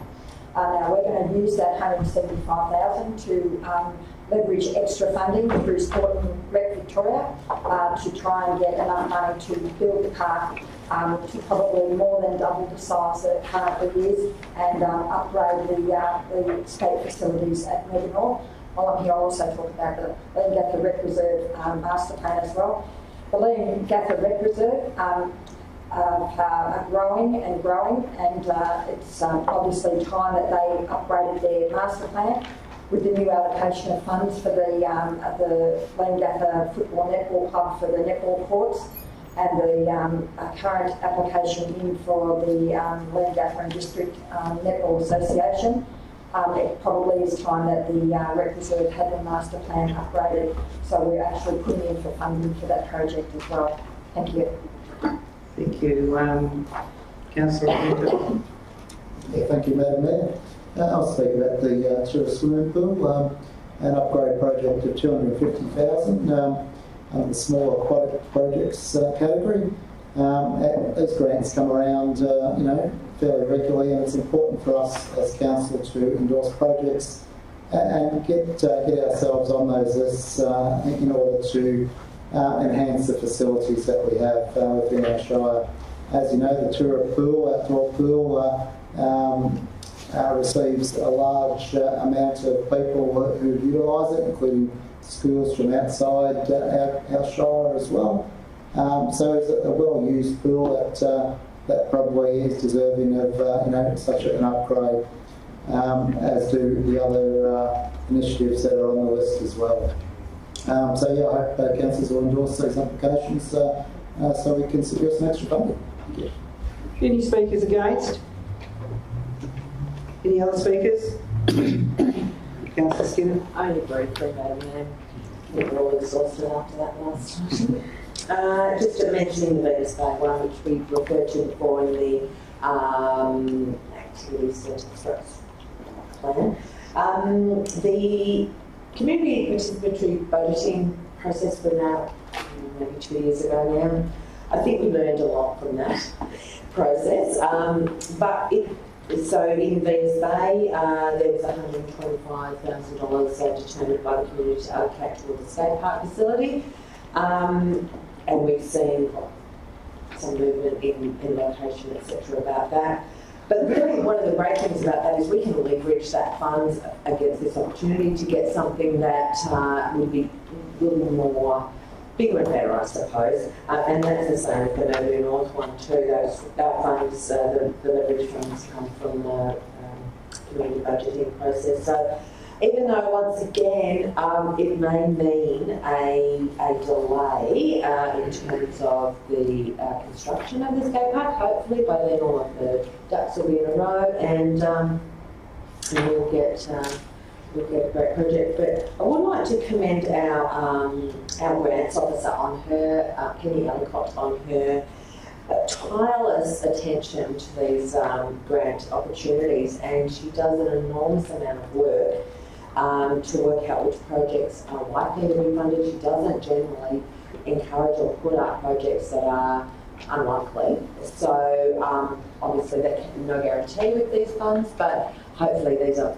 more than likely to succeed. So our grants team does a really amazing job, so thank you to those. Thank you. As there's no speakers against, I'll put it to the vote. Councillors, all those in favour of... Unanimous, Madam Mayor. Motion is carried. 4.2, it's a sport and rec application for the Currambara Recreation Reserve change rooms. Councillor Brown's moving it. Sorry, yeah. Oh, well, you can. No, you can. Councillor Brown and Councillor Brown, if you don't know, I'm on the committee. So this 4.2 is about the Currambara Recreation Reserve redevelopment. And essentially what happened was in the previous council they had community budgeting for each ward. It was $400,000 for each ward, and out of that fund for the Strzelecki ward. The Rec Reserve got $130,000. The idea of that particular program was good, but the problem is when you allocate money before you've actually done the scope of the project and actually costed it out, when they actually went to go and do that, they found that they had not enough money to actually do the redevelopment and what needed to be done to make it compliant with current OH&S standards. So the total project to upgrade the facilities were $380,000, so we're still short with the budgeting of $130,000. So this current application that our Penny Ellicott, I believe, applied for, $250,000 from the World Game Facilities Fund, and they're associated with soccer. So hopefully we can be successful in getting that money and then essentially build a fully compliant change room facilities. So they'll include 2 change rooms, umpires change rooms, all toilets and showers and baby change rooms, and more importantly separate female and male toilets. I had a chance to go there. I hadn't been there for many years when I first became elected with Council of Brunt, and I got to have a chance to walk around the facilities, and they really are inadequate and well past their use by date. So let's just hope that this, if passed today by councillors, and I'd ask that they will support this motion, is successful, and Curran Borough can finally get some facilities for the soccer club that they deserve. So I ask councillors to please support this motion. This is a worthy project. I'm the council rep on the Curran Borough Rec Reserve Committee, and have certainly been through these change rooms. This facility belongs to council, and it's very, it certainly needs an upgrade. But of course, through community budgeting, you've got X amount of money. But what you want to do is you need 3X's of that money, because what they really needed was a lot more money.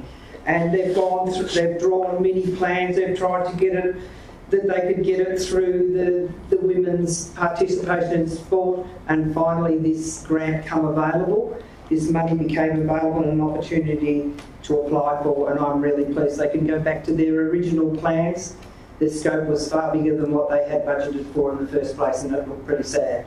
So they'll be very, very pleased, and I certainly wish them well, and I hope that we do get this, because those facilities, as Councillor Brown has said, are very, it is time for an absolute upgrade. So I couldn't support this more, and I'll ask everyone to support this project. Are there any speakers against? No. Can we go to the vote, please, councillors? It's carried unanimous, Madam Mayor. Thank you. Madam Mayor, I move that we move 4.3 and 4.4 as well. Anybody have any objection? Because I'm happy with that. I'll second. Councillor McEwen will second that, please. 4.2, 4.2. Councillor Magenta. Yeah, thank you, Madam Mayor. This relates to 223 being put out for the opening of certain roads, one being at Mount Best, and where's the other one? Stone Creek, yeah. 2 roads. So it'll go out to a 223 process, and then we'll resolve after that. 223 is completed as to which direction we'll go. Who's second? I did, but I don't know. We'll speak. Any speakers against? All those in favour? Carried unanimous, Madam Mayor. And now we have 4.5, which is award the contract for the provision of the domestic animal pound services. Councillor Brown, you move it. Councillor Brown's the mover, please. Councillor Skinner. I'm not. Councillor Brown. Essentially, this motion, if it's passed today, will be renewing the contract for the provision of domestic animal pound services. Curran Borough Coolbrook Veterinary Clinic have done a great job in their previous tender, and they're the only ones that apply again for it. So I'd ask councillors to please support this motion. It would be very expensive if council was to go down the path of trying to provide all these services ourselves. So this particular business, they do a very good job at providing these services on behalf of council in a very cost-effective manner. So I ask councillors again to please support this motion. Councillor Skinner. Only because you said I would. I'm happy to support this motion. As Councillor Brown said, we did put it out to tender, and we have one that the operator who has done it for us in the past. It's cost effective if you compare what we would have to establish in employments and transport, etc. So I'm really happy to support this, and I forgot to mention cats. Is there any speakers against this? If there's no speakers against, I'll put it to the vote, please, councillors. All those in favour? Carried unanimous, Madam Mayor. Thank you. I think Councillor Magenta, am I moving in block again? 4.6, 4.7, Yes, Councillor? Didn't you say you were moving that in block? Yes. Thanks, Councillor Argento. And seconded by Councillor Keel. This is 4.6 and 4.7. Yeah, thank you, Madam Mayor. This is awarding of contracts in regard to supply of concrete and services and such. Yeah, I'm happy for those contracts to be awarded, and Councillor Keel. happy for it to go to the vote. Councillor Keel. Councillor Keel, do you wish to speak? You're not. Is there any speakers against? If there's no speakers against, I'll go to the vote, please, councillors. All those in favour? Once again, Madam Mayor, unanimous. It's carried. And we now have 5.1, the draft digital strategy 2018. We've got Councillor McEwen and second by Councillor Hill. Councillor McEwen. Thank you, Madam Mayor. This is a fantastic story. As people would probably be aware, digital disruption is providing the opportunity to rapidly raise productivity and performance of organisations. It has occurred across banking and other industries, and it's now coming into the public sector. In England, when Mr Cameron, the Prime Minister, reduced rates, not rate capping, but actually reduced the level of funding by 20%, there was a major shift of the councils into digitalisation. They have saved a very large percentage of their money, and they've done that through a number of ways. One is through looking at backroom services and using cloud computing and more systemic approaches to delivering services. They've used it through having more customer focus and smoother relationships with customers. A number of the councils have got straight email contacts with people, and there's one point of contact. So anyone dealing with the council in this environment can have certainty that it goes across the whole of the council, and it's a one point of delivery and service. It has also got huge capabilities to start to work collaboratively in partnership with the community. We talked about earlier today about the visitor information centres. The digital strategy can provide a common database in the end for all of the tourism and business functions. It could theoretically, if we chose to do it, provide for about $100 a website for every business and every community organisation in the Shire. This lays the framework of the strategy down of how we can proceed. And it's interesting, I and Councillor Hill 4 years ago were arguing for raising the productivity and performance of council, and digitalisation was seen as one of the key ways. It is really fantastic to have this now on the table. It opens up huge possibilities for improving the experience of people, improving the performance of people, and addressing the high levels of rates. If we're equivalent to any other industry that digitalises, you can save at least 10% of your operational costs. And that is a significant savings which I believe could flow into the community. The interesting thing about this is I did a paper, I think 2 or 3 years ago, on digitalisation strategies for local government, including up the Shire, which was circulated amongst members of the old council. The interesting thing, at the time I did that, I could only find 35 councils in Australia that had a digital strategy. So this was on the leading edge of Australia. I understand now, I've only done a rough count, that we're in the top 10 to 20% of councils in Australia by having the foresight to embrace digitalisation and the way it can improve services, improve our relationship with communities, and work collaboratively in partnership with communities and deliver better outcomes for both business, tourism and community organisations. Thank you. Councillor Hill, please. Are there any speakers against? No speakers against? No, before, but it's very important to speak about I want to know whether Councillor Hill wants... Right, thank you, Councillor. Thank you very much, Mary. Look, the digital economy is disrupting the community and the way that business operates globally more than anything else in recent history. The environment's probably going to be a very close contender for the equal type of change. But what this should facilitate and allow us to do is a multitude of issues. And it's very difficult to put it down to one department, not just community engagement, not just engineering, not just planning, because what it should allow is it should allow for a much greater free flow of information. Now, however, when I was studying, one of the biggest problems to do with ERP rollouts, which is Enterprise Resource Planning, was failure. So we have to be very careful about how we first consider what a structure is going to be, and then secondly work out how can we implement this in a way that doesn't disrupt our current services, but at the same time it has fail-safes backup. This is an innovative, cutting-edge sort of situation, but it is going to take us some time to be able to work out what is the right way to approach implementing it. We need to look at other shires, we need to look at other organisations, because one of the biggest costs is failure.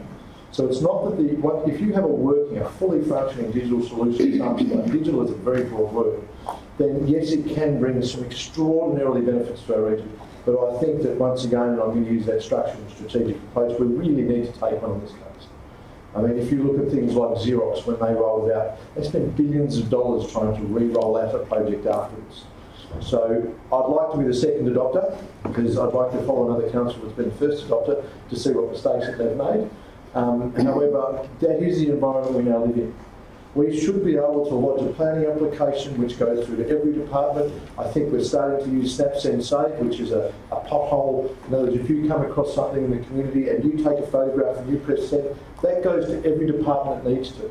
And next time you talk to the council, hopefully, the customer service will be able to pull up the number and say, look, this is where, maybe you don't even need to call them. Maybe you can log in and see where is that particular situation on the list of pros, which will take a lot of the communication is one of the key essential ingredients in a democracy to ensure that people don't get upset, people know that you are listening. I mean, yes, the wheels of local government were a lot slower than I realised before I got into local government, but they are still moving. And so oftentimes people just want to know that they're moving, and where they're moving, and how they're moving. So this should allow both an internal scenario, which is that we have an internal efficiencies, but it also should have the external customer service side of things. That means that community members will feel more engaged and be able to access information easier, and hopefully that will drive innovation and the right changes, and being able for us to work out what those changes are. As I said before, it's not a matter of change or no change, it's a matter of what's appropriate change and what's not appropriate change. So hopefully this will assist our whole community in adapting to the future environment. So I applaud my all councillors to support this.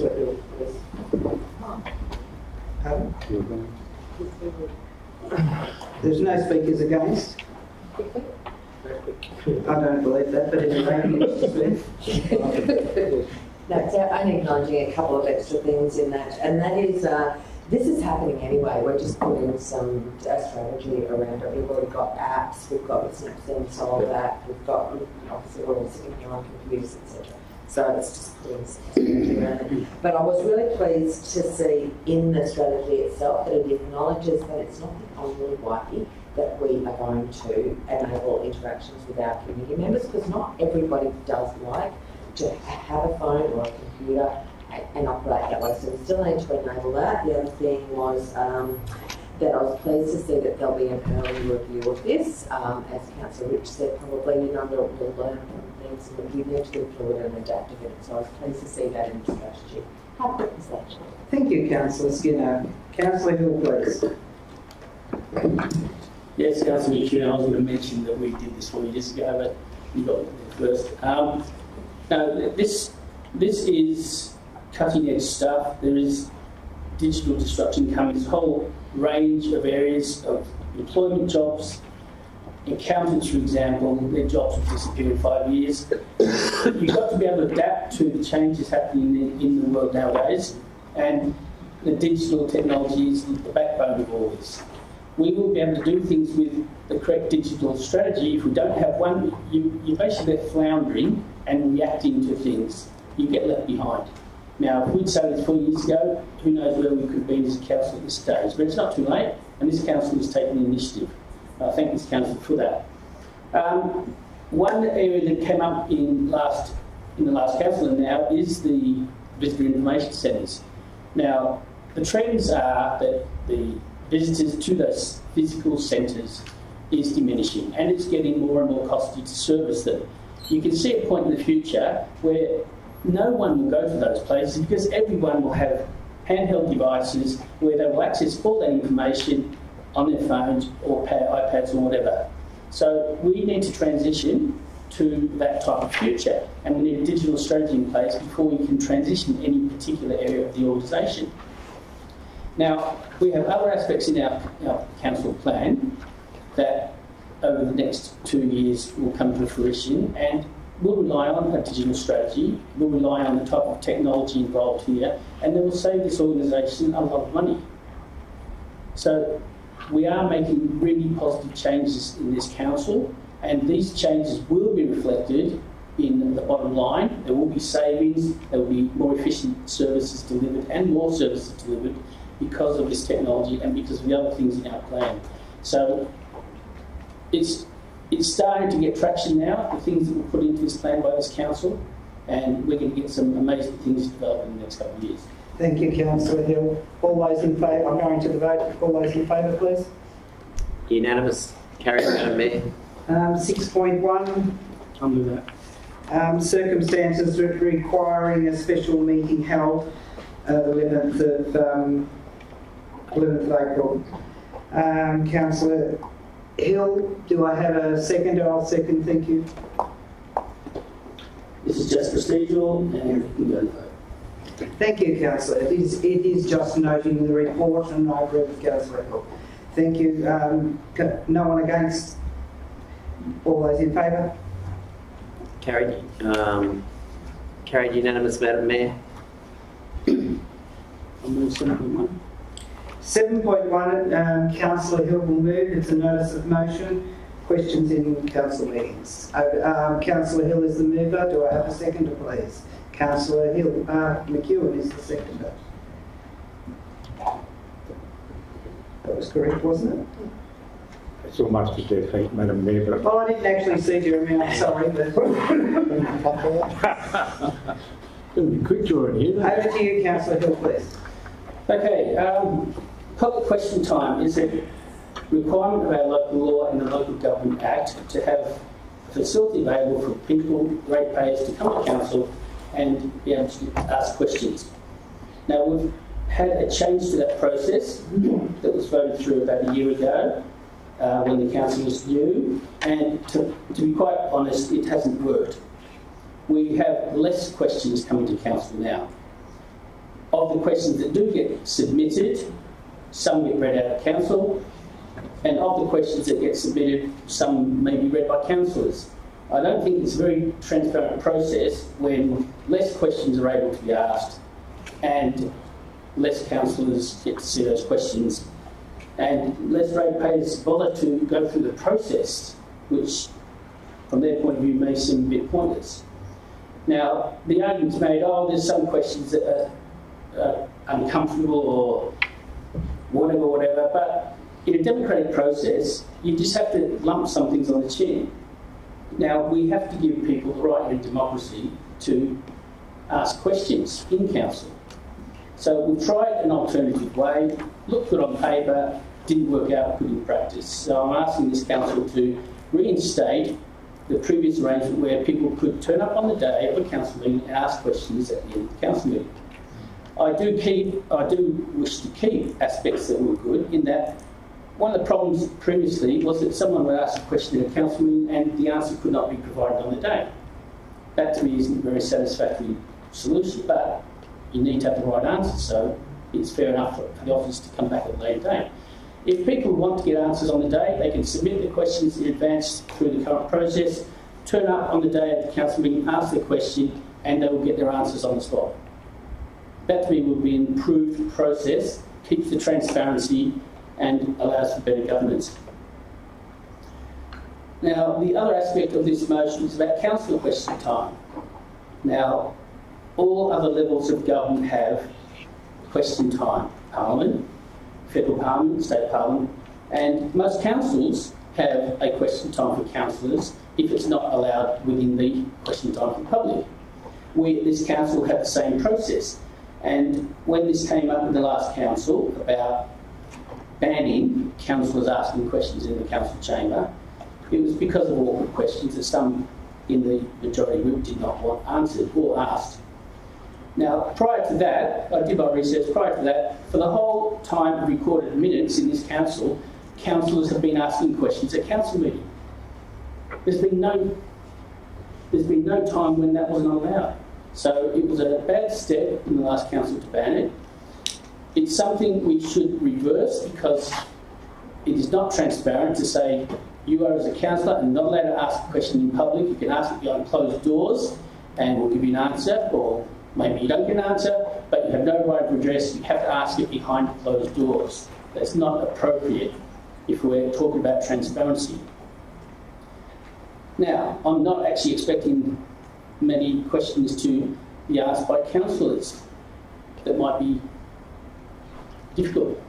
But most of the council questions in the last 8, 9, 10 years of recorded minutes were councillors asking questions on behalf of a ratepayer who could not attend in person to ask the question, or who, for whatever reason, didn't want to. So this is one aspect that we removed in the previous council when we did this. This is one aspect we should put back in. Now, it has been raised that councillors can ask questions behind closed doors, in office, directed to certain offices, and that will continue. But there are situations where they need to be asked in open council. And to say that we can't ask questions in open council is lacking all transparency in this poor governance. So I urge my fellow councillors to accept these 2 points here today and improve the transparency of this council. Thanks, Councillor Hill. Councillor McEwen, please. Reserve. Councillor, is there any speakers against this motion, please? Councillor Keel, please. Oh, sorry, did you have... Yeah, Sorry. Thank you, Madam Mayor. Both businesses and governments run on policies. That's what guides us, and that's what keeps us on the straight and narrow. We had a public participation in meetings with council policy, which was set exactly a year ago, on the 23rd of May last year, and we all voted to, well, majority voted to accept this. Now, it does go on to say that members of the public have many avenues on which they can engage with council, and they include face-to-face contact through our customer service centre, and that's probably the main way that people do engage with us. Phone calls through the customer call centres and after-hours service, emails to councils, letters, websites, social media, individual meetings that can be arranged with the mayor, councillors, CEO or officers, involvement in various network groups, the Section 86 committees and advisory committees. There are umpteen ways here that the community can engage with council and ask whatever questions are worrying them. And I don't believe that we need to go back out to have the council meetings where people are put on the spot for answers. This way the community has time for the answers to be given and them receive them back. So I will be voting against this. Do I have another speaker, please? Councillor Rich. Thank you very much, Madam Mayor. I'd like to quote from our council plan. I think under the 4th objective overview, It says the council will focus on becoming a more responsive, innovative, productive and effective organisation that follows best practice in transparency, governance and continually improves the research projects. Now I must say that you're absolutely correct, Councillor Kill, that we did vote last year, and I don't think that I realised that that vote was going to mean that many questions couldn't be asked by the public in a council meeting. In fact, it certainly wasn't sold to me that way. It was sold to me that this was a step forward in an innovative process to make us more efficient and effective. But we've got to balance what is efficient and effective with transparency. So you now have who will guard the guards type of scenario. So if we have complete trust in any government organisation, you're absolutely right, let them. In fact, we shouldn't be elected, just let them run the whole thing. What are we needed for? Whereas when we want to ask questions, when we want to hold account, when we want to have robust debate, when there's uncomfortable things that need to be asked, I don't understand why sticking our head in the sand and not hearing them is the path forward to getting greater engagement with our community. I truly thought that when we put this into our council plan that we were going to be at the cutting edge of transparency and interactiveness with our community. But now it appears that we vet the questions before they. In fact, you have to make an expression of interest to come and apply to talk to your councils at this council meeting. I never signed that. I never was briefed that was how it was going to be. To be honest, I only found that out when I applied myself to come and talk as an individual. And I was confronted with, I have to give an expression of interest to come and ask a question at a council. When did that become the norm in a local council? Well, why did we apply that? I can't remember debating that as a situation or having a robust discussion with my fellow councillors. It just came up. It was in a report once again that clearly it was designed to do this from the start. And my problem is that there is so many reports I have to go through line by line to make sure that what is in our plan, what is in the Local Government Act, and Councillor Hill's right. You go to our current bylaws, and I'm pretty sure it says here, Division 7, public meetings, at every ordinary meeting, the council, and the only issue here is, and this is what the council executive officers plan, may. So it doesn't say that we have to give them the right. It says, at every ordinary meeting, the council time may be allocated to enable a member of the community to address the council. So they have interpreted that word may as to say, well, the only reason that we'll give you that may is that if you fulfil the standards of the expression of interest that allows us to answer a question we want to answer. Because if we don't want to answer that question, I'm sorry, we'll come up with a reason and we will continually float it and postulate and put another thing, red tape and bureaucracy, and I'm sorry, look, we're trying to do the right thing, and in 5 years' time maybe we'll get back to you. Well, I'm sorry, that's not good enough. That's not why I was elected. That's not why I put my hand up. And I'm going to try and implore my fellow councillors to agree with me, but if they don't, I'll keep on going back to my community to say that this is not the way that we should be running a local government. We should be, at every opportunity, allowing our community to discuss with us.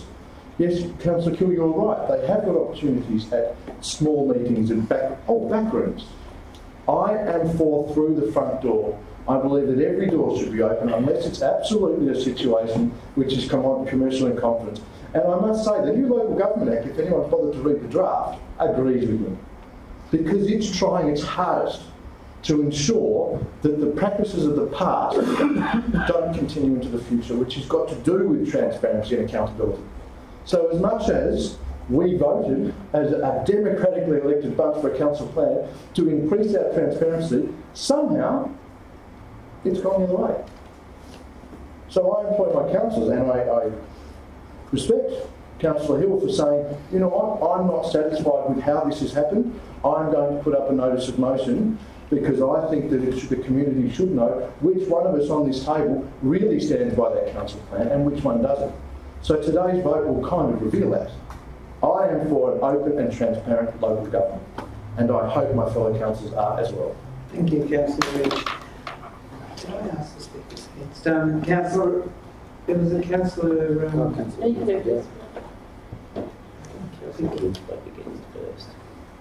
I can just do it his speaker. Councillor Gento was going to do that. Madam, it's true that over 12 months ago, we voted in that new question time, and my belief behind it was That will enable the questions to be answered there and then on the night or the afternoon that the questions were put. And I'm not sure if Councillor Kill may be able to assist me there in the motion. Was there a review point of that at some point? I'm not sure, but I believe, I'd be happy to review what was looked at. But Councillor Hill's motion here says review and amend. So I'm not sure we can do both. Are we just going to amend, or are we reviewing? What are we doing? Also, in including councillor question time for councillors, I'm not sure if the community wants to sit there while councillors ask questions and taking up their time in their own question time. Perhaps I'm not quite sure where he's going with that one. In the previous question times, we didn't see a heck of a lot of questions. We saw a lot of grandstanding where members of the community would come in and put their voice, their concerns or their objections via grandstanding. There wasn't a lot of questions in it. I'd be interested to see the stats, and I don't have to see who could provide those on just how many questions we've received through the new process, how many questions have been referred to the council, and how many questions have been answered, because that's what it was all initiated to be about, was to get the response back a bit quicker for some of the questions that could have been delivered and answered in a more timely fashion. Perhaps we could use Councillor McEwen's digital strategy to answer a few questions in the future. Text us in a question and you'll have a response in so many minutes. That would be another option, who knows. But in terms of this motion, as it sits there, probably, I'm not sure if I can support it at this point. Thank you. Councillor Edwards, please. Thank you, Councillor Argento. Thank you. Actually, I'm not sure if this would be appropriate or not, but I'd like to foreshadow that if this gets lost, that we just refine it to review the policies that currently define how questions are asked. I understand and fully support. This came about because of a meeting last year, which council voted on. So that's where it's come from. It's come from a council meeting that we voted on a new policy. So if you're wondering where that, you said you weren't sure where it came from, that's where it came from.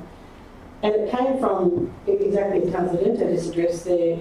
There was an inappropriate use, as many of us saw, use of this space. Perhaps even abusive use of this space. There was a lack of respect when it was being used. However, I do see that there's perhaps some opportunity to. We certainly don't want to block anybody's ability to ask a question, but it's about getting the right way to get that answer.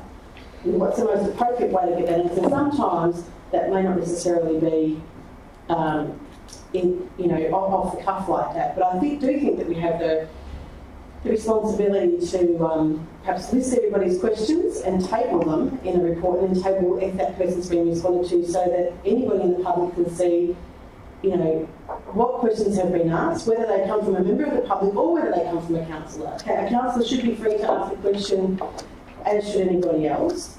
But whether that needs to be in public question time, or whether it's just that the question gets tabled and the report comes back. This is a table report. It doesn't take up time in the council meeting. It doesn't mean it's grandstanding. It just means that there's a question and there's a response.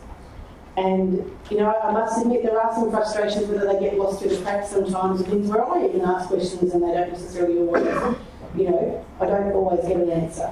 So, and I'm not blaming anybody for that. Maybe I need to ask it a different way, what have you. But perhaps if it's a table question, then there is a responsibility back to answer that. But I don't think it necessarily needs to be what's the most appropriate way to ensure that the information of the person who is asking the question gets responded to, not whether, it's made a big fuss off. I think that's the big thing here. We had a situation, this came out of an evening question time where the acting person in the chair was quite, I felt was very inappropriate, and that's why we felt it was quite urgent to address this. So I'm happy to say, I'd like to foreshadow that we review the process. Happy to do that. Everything can be reviewed from time to time, but I'm not happy with the motion as it stands. Thank you, Councillor Edwards. I would like to ask the Mr CEO, Tim Tamlin, whether he has any answers to Councillor Argento's question. Yes, Councillor Argento mentioned if I had any information on how many questions had been answered and the like. We do keep a tally of that. I've just looked that up. Since this financial year begun, so since our July meeting, including our July meeting up until April of our last meeting, we've had 6 people in total submitting questions with a total of 15 questions. If that makes sense. So 6 people put questions in. Some people might have asked 4 questions. One person asked 3 questions, for example. So that's how that sort of works out. Other people might only ask 1 question. So total of 6 people, 15 questions in total this financial year. Thank you, Madam Mayor. Thank you. Any other speakers? Councillor Skinner, please.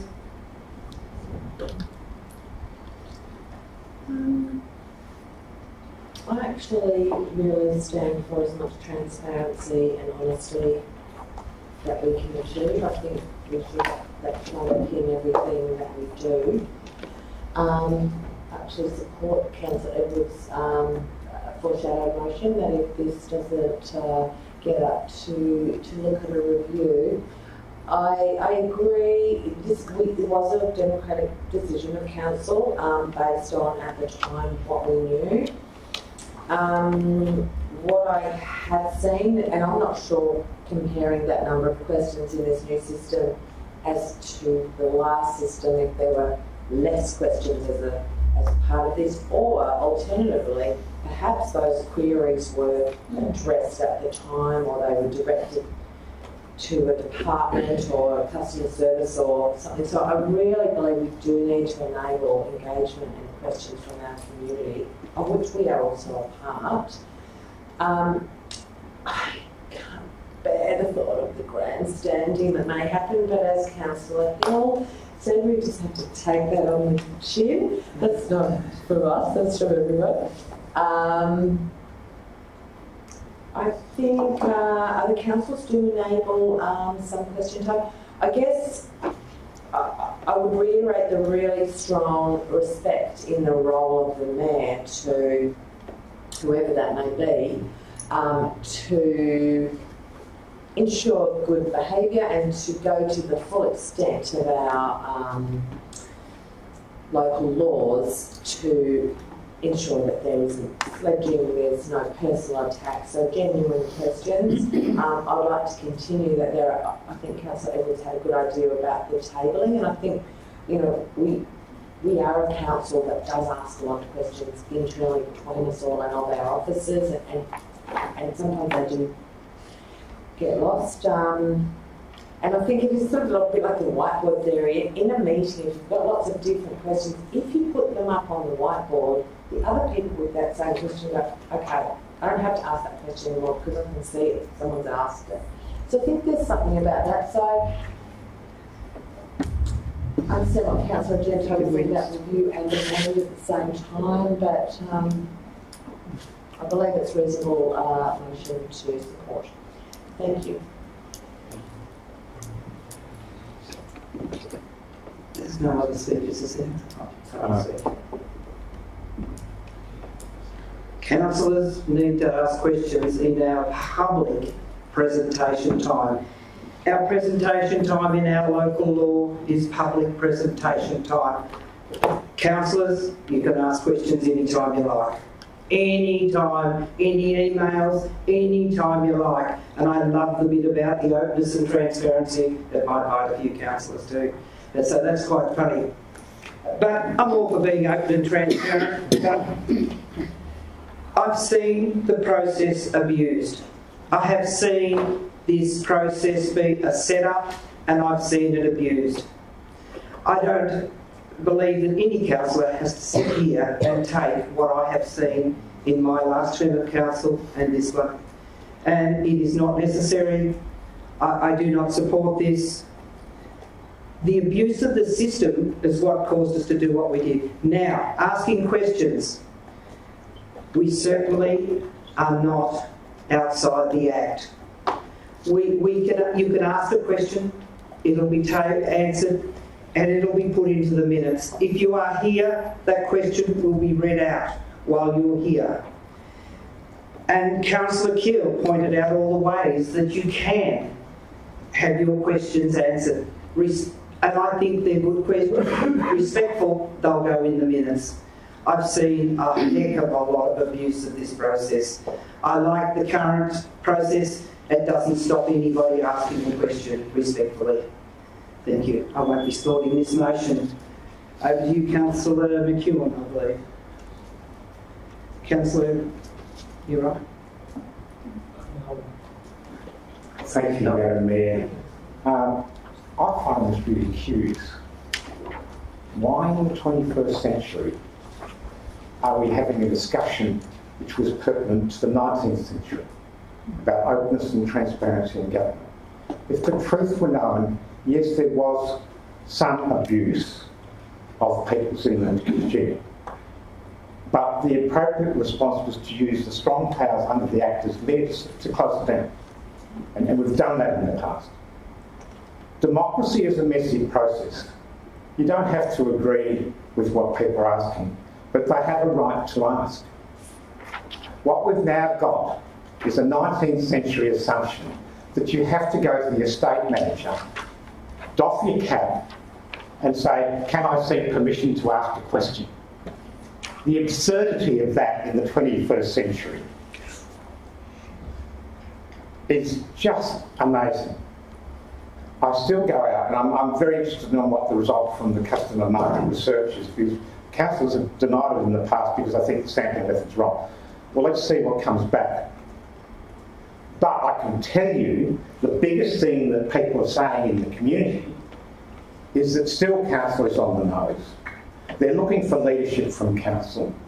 We've got a total disingenuous community plan, or council plan, that says we'll be accountable and transparent, yet we've reverted back to 19th century assumptions that I have to doff my cap, go to the estate manager and ask permission to actually ask a question.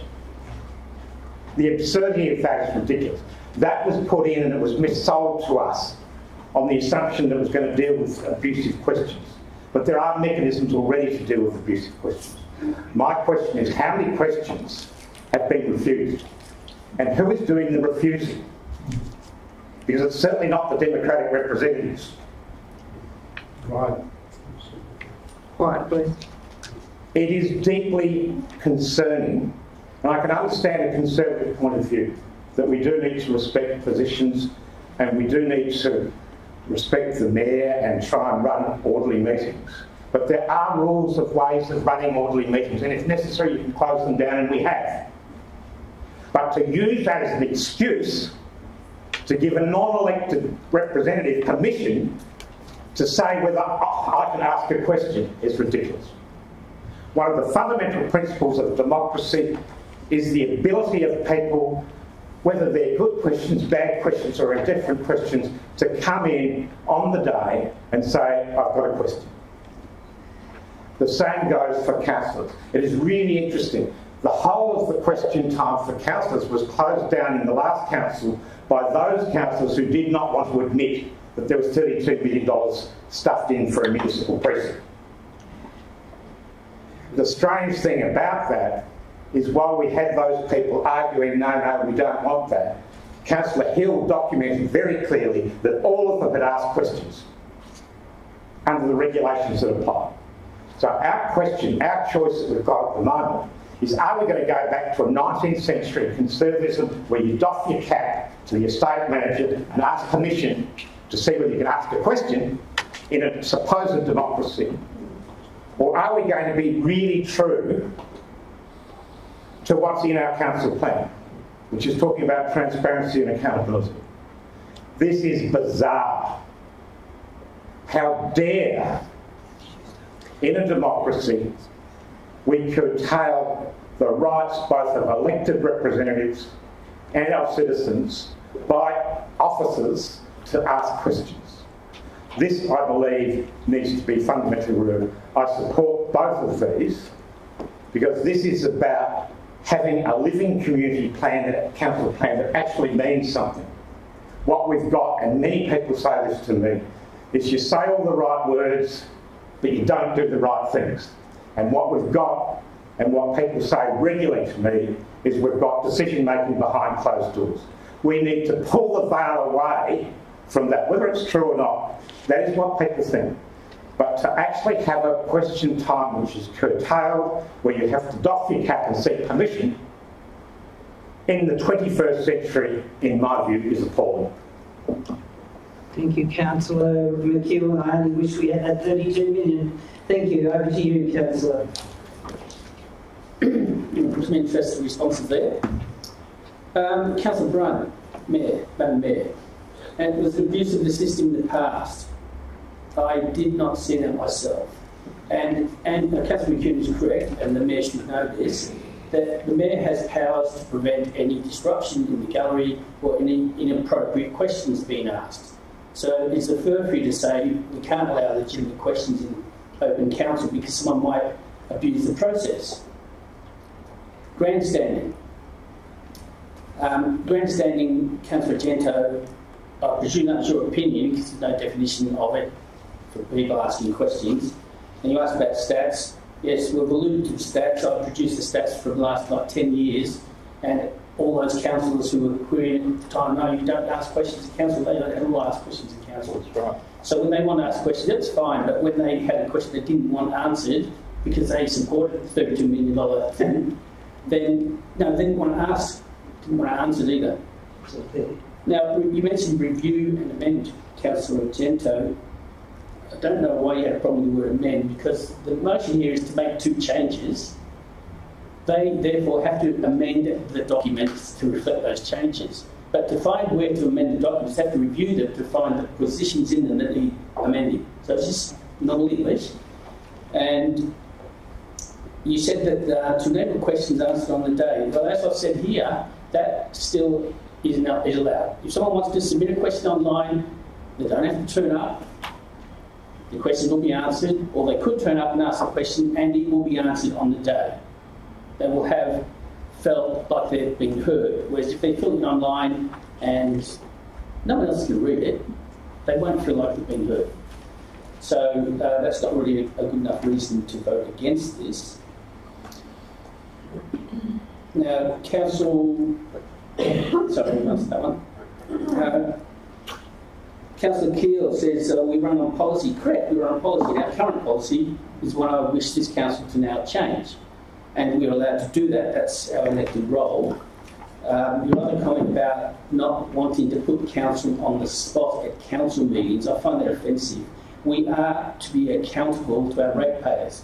And to say we can't be put on the spot, now, if we're doing something really fantastic, like reducing someone's rates, I'm happy to be put on the spot on that.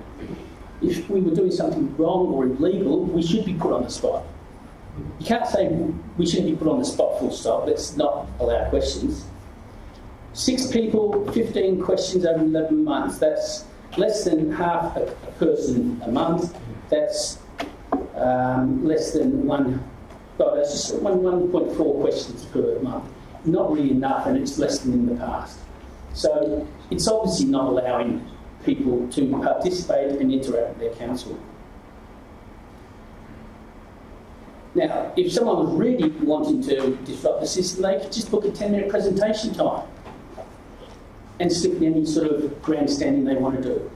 But at a council meeting, at the end of the day, there could be things that were discussed with the council. The press used to ask questions regularly at the end of those council meetings to clarify something. They're not allowed to ask questions either. There's just no reason not to allow questions at council. And certainly there's no reason to not allow councillors to ask questions. I'll be very disappointed if some councillors here again today continue to allow inappropriate behaviours because it must be done behind closed doors. Councillor Hill, all those in favour, please. Councillor Skinner, Councillor McEwen, Councillor Heward, Councillor Rich. All those against this motion? Councillor Brown, Councillor Gento, Councillor Brunt, Councillor Keel and Councillor Edwards. The motion is lost, Madam Mayor. Thank you. I think that's all. No. Councillor, do you wish to put it up? Because you've got to have something to put up. Yeah, like email it across. So basically just to review the current policy, and that could be, I don't have a set time frame on it, As I said earlier, essentially the essence is just, I'm happy for questions to be tabled in report. Foreshadowed motion on a notice of motion. It was a foreshadowed motion. Just a minute. I'm not sure how foreshadowed motion works on a notice of motion. No, you can't. I don't think you can. That's I'll have to check. I think it's lost. Thank you. So, Check first. I'm checking. Well, you read the thing because I don't know that there's anything in there. Everything is legal, Madam Mayor. Yeah, thank you. 8.1, please. I'm moving on. There's no foreshadowed motion on notice of motion. 8.1, please, is the organisational performance report. Councillor Keel, please. Councillor Keel is the mover. I'll wait till they catch up, please.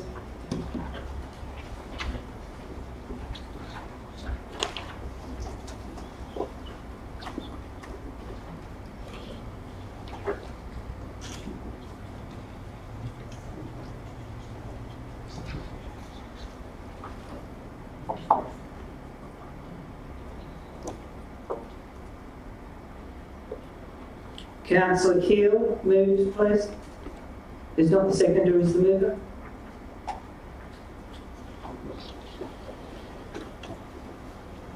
The seconder, please. Councillor Argento. Councillor Keel, over to you, please. Okay, thank you, Madam Mayor. Okay.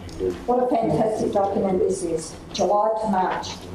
The review here shows our current results of council against our annual plan initiatives, strategic planning and financial performance. Our council plan has 36 initiatives, of which 44% are complete, 42% are on track, 11% are being monitored and 3% are on hold. I won't go through all our objectives. I have just noted that our first objective is to strengthen economic growth, and 50% or 5 of our initiatives are complete. We're also building the second initiative of building stronger partnerships. 55% or 6 of those initiatives are also complete.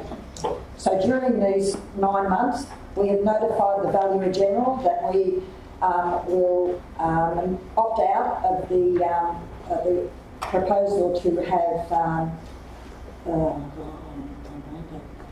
the valuing done, and we will keep that in-house, so we will keep our staff and our expertise in-house doing that. We've had an independent investigation into the nuisance complaints from the Broadfields Wind Farm. We've had submissions and feedback from the C90. The Community 223 processes for the community plan, the proposed rating strategy and the budget. We've also, under the proviso that suitable service provider is found, we will withdraw from home and community care in October.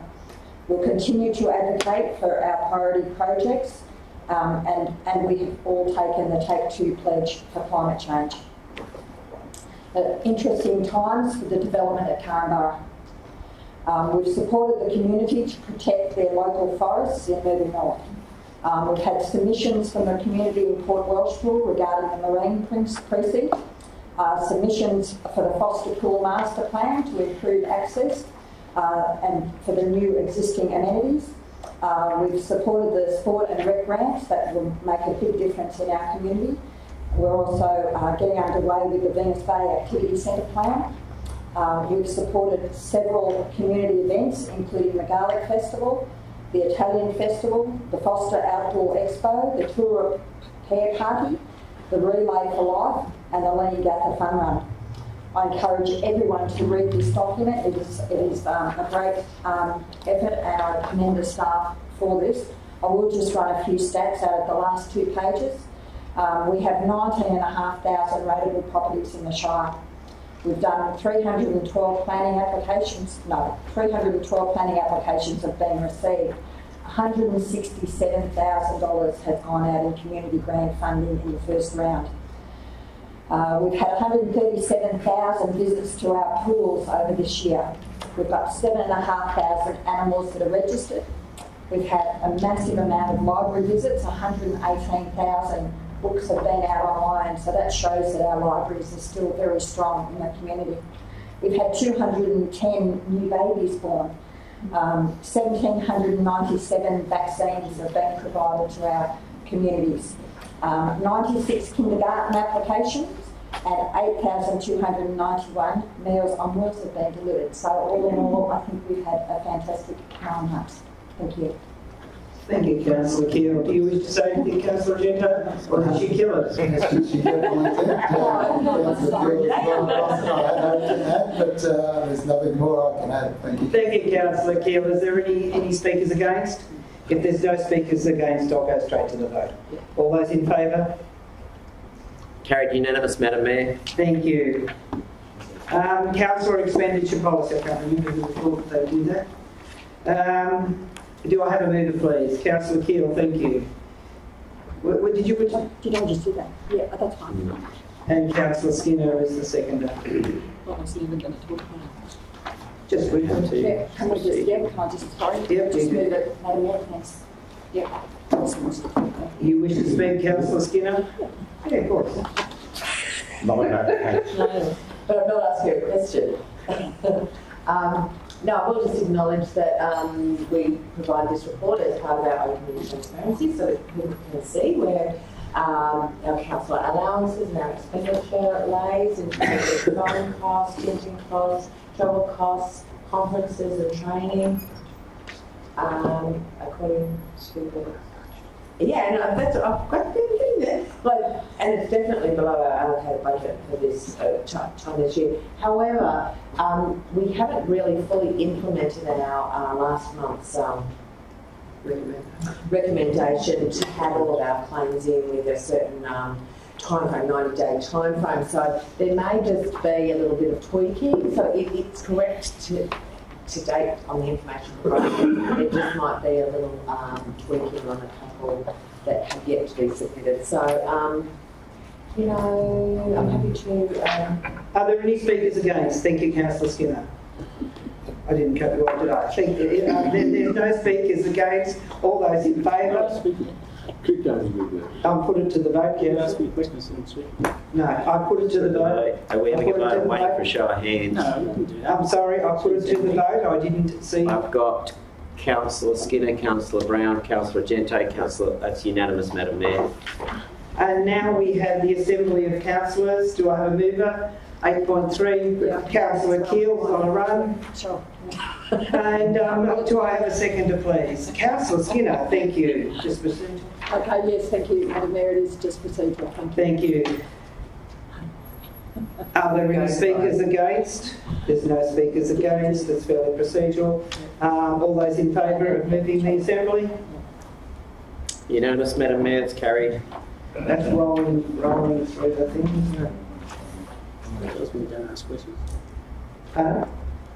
You didn't have a question to ask? Can't ask a question. I didn't ask you to ask a question. Now, 8.4 documents sealed, awarded and extended by the CEO. Do I have a mover, please? Sure. Procedural? I'll just keep Procedural. going. It's just my name. Councillor Skinner for second. Yeah, just cut and paste.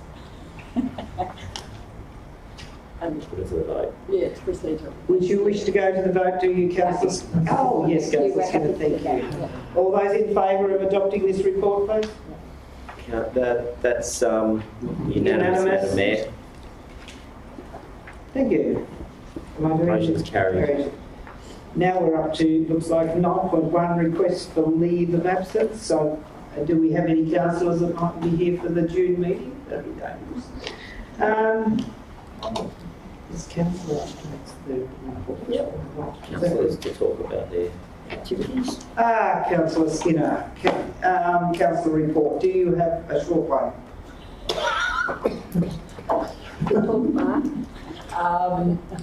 I'll pass this round. Councillor Brown, you may be able to tell us all what you've been doing lately. No. Oh, no, not that. Don't embarrass him like that. Stop it. You move to Councillor. Do you wish to say anything? No. Sorry, I didn't expect that sort of detail. These other ladies did, but Councillor Argento. Yeah, thank you, Madam Mayor. I'd just like to bring Council's attention to a new initiative that Council is a part of, and that is the Gippsland Business Connect, which is now live, and you can view that on our Council website.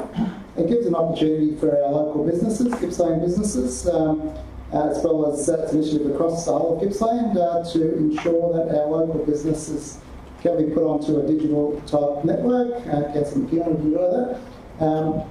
A digital type network, it's sort of like a digital yellow pages, if you'd like to think of it as that, for our local businesses to be easily accessible for our community to be able to promote their businesses, discover also local events, find leads to more business development opportunities, and access flexible buying tools, find businesses in your backyard you didn't know existed.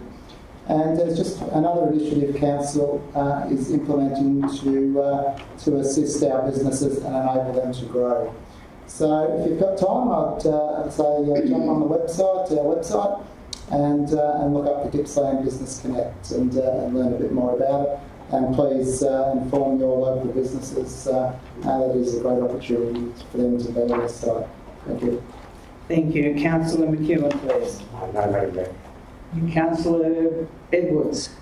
I had to put a few paragraphs together about the Rural Councillors Conference that was at Lakes Entrance a couple of weeks ago, which I will actually put a few paragraphs, I'm not going to be time to do that together, but there were councillors from across Victoria that came to Lakes Entrance in our own, in Gippsland. I'd say my only disappointment, given that it was a cost-effective conference held in our own, in our own backyard, which is the only disappointment was that we didn't have every councillor there from Gippsland. It would have been great to see everybody there.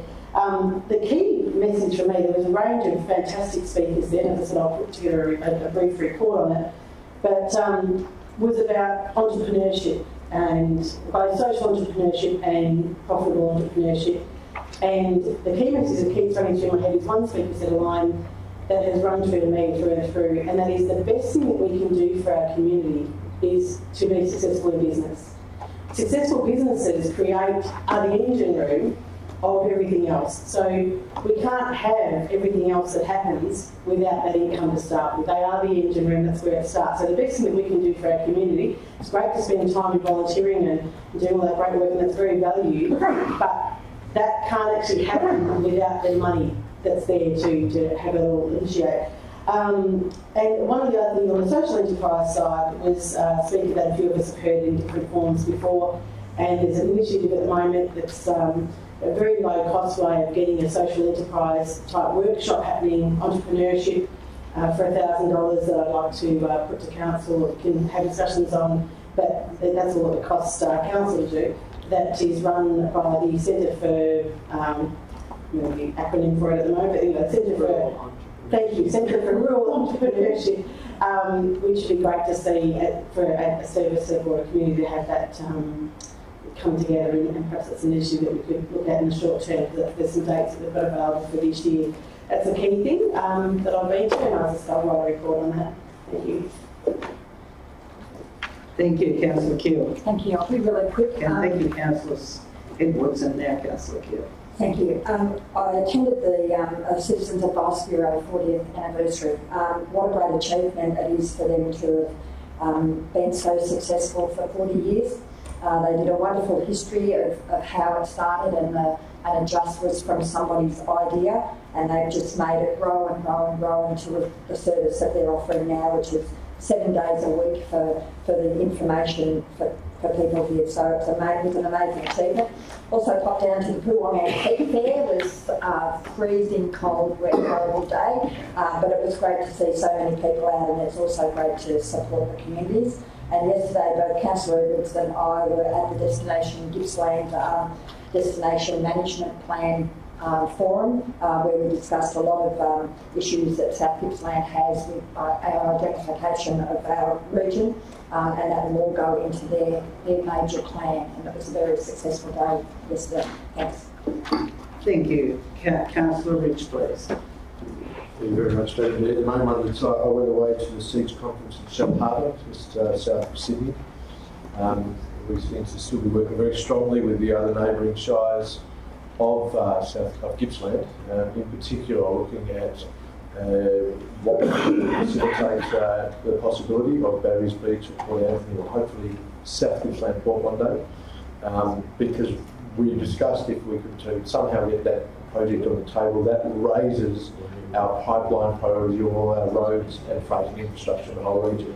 So there's, every once in a while a project will come along, and if we can help facilitate that project, that will enable us to increase the priorities of all of our other rail, freight and all of the public transport things. So that's an ongoing situation. As I think that Councillor Argento has also had a presentation at some stage from the proponents of the Star of the South, which is what a lot of this is being driven by. If that offshore wind farm does go ahead, then we are very well positioned to be able to attract major investment and growth to our region. And I hope to keep on advocating and working with our neighbouring shires to bring that to this region. Councillor Hill, would you like to speak? No grandstanding, that's great. I love it. Leave it to the others. That's right.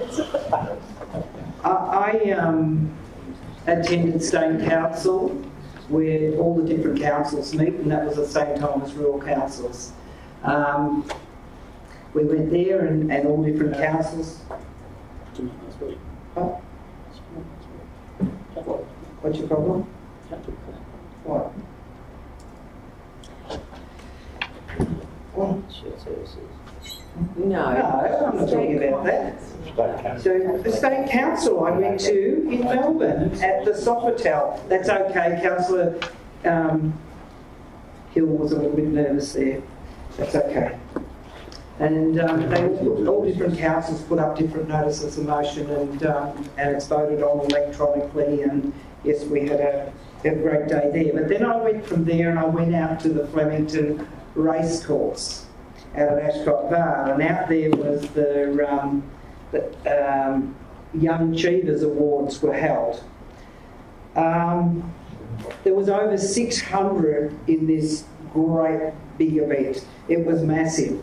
And Jamin Heppel, which is a Jamin, Heppel was one of the nominees in the leadership ward. He didn't win, but there was 3 in that, and it was a very, very good evening, and he was very impressive also. And he was from Leongatha, but now he's from Inverloch. So his family has lived in Leongatha, one of the Heppels, which we know most of us know the name, we've heard it on the telly. And they've now moved down there, but they have been there for years. It was very impressive. An 11-year-old boy won one of the categories. He was about as high as that stand there, the TV stand, and it was unbelievable. Everybody loved him. But what I really found really good in my program, and I had to snitch the program, which maybe another one too. This is the Merbau North Brewery. This is what they were serving. The beers and cider were Merbau North. So I was really proud of this and brought one home for the Merbau North Brewery. And so that was great. So yeah. But anyway, it was a great evening. Loved it, and thank you. That's all I've got. Probably got Councillor updates, we don't have any committee updates? No committee updates, Madam Mayor. No. Now, do we have any urgent business, Councillor, Mr CEO? Is that for me or you? Yes, Madam Mayor, we have urgent business. Just a minute, Councillor. Yes. Oh, okay, sorry, Councillor.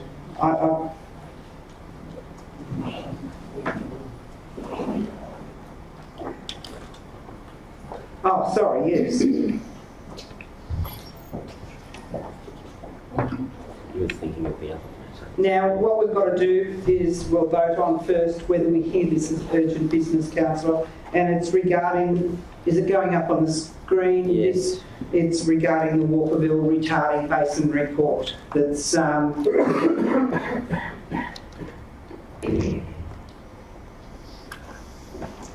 is this And first up, we have to understand why this is important. We have to vote on that, then we actually vote on the motion, the recommendation.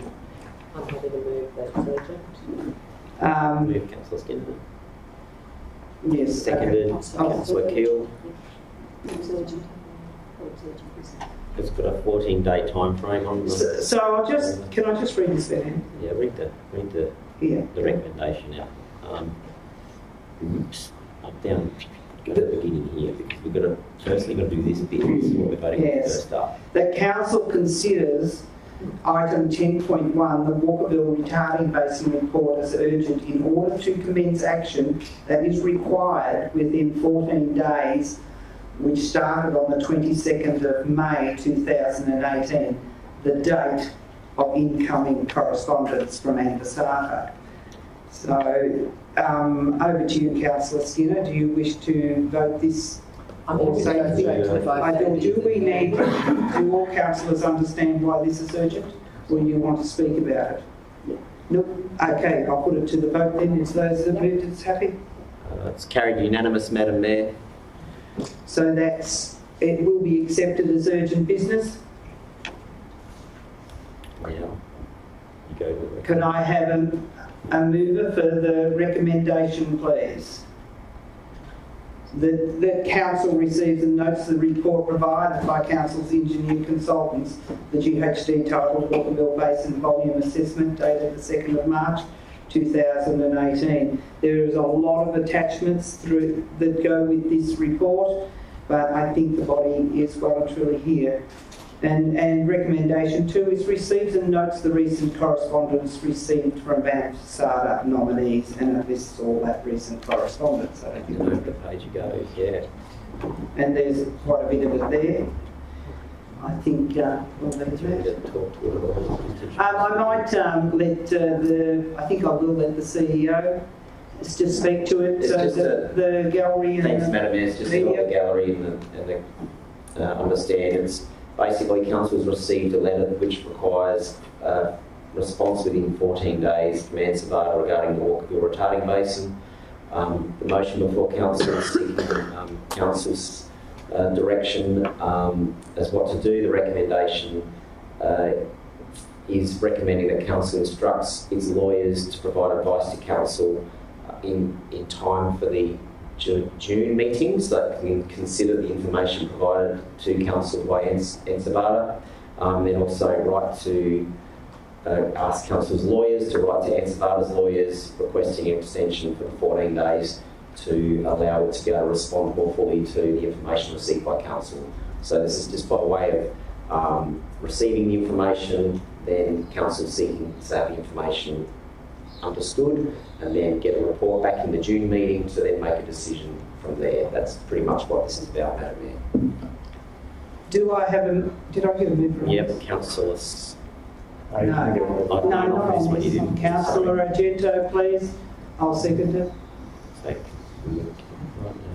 Councillor Argento, please. Yeah, thank you, Madam Mayor. I believe that the CEO has articulated the process that this involves, and I'm happy for basically to not even comment until we receive the required advice.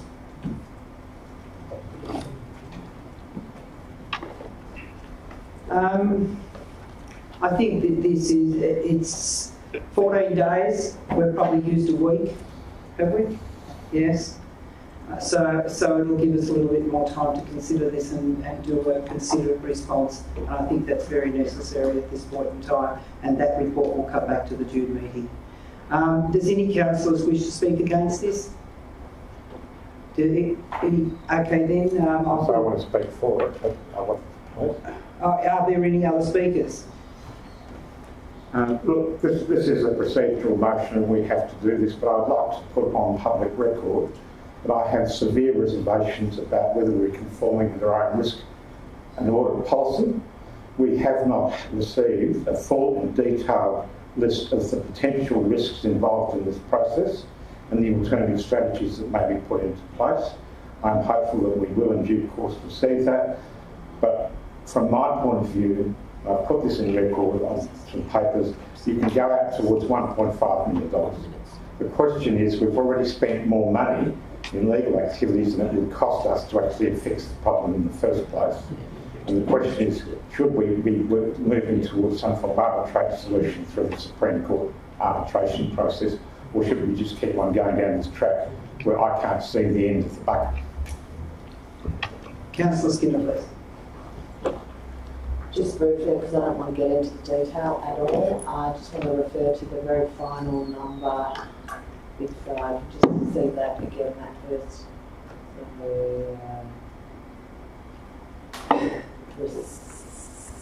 received a report at its June 2018 ordinary meeting addressing the matters raised in it, and I would hope that that includes as much information and very detailed response to all of those matters, including the risk assessment. Thank you, Councillor. If there's no speakers against, I'll go to the vote, please. All those in favour? It's unanimously carried, Madam Mayor. Thank you.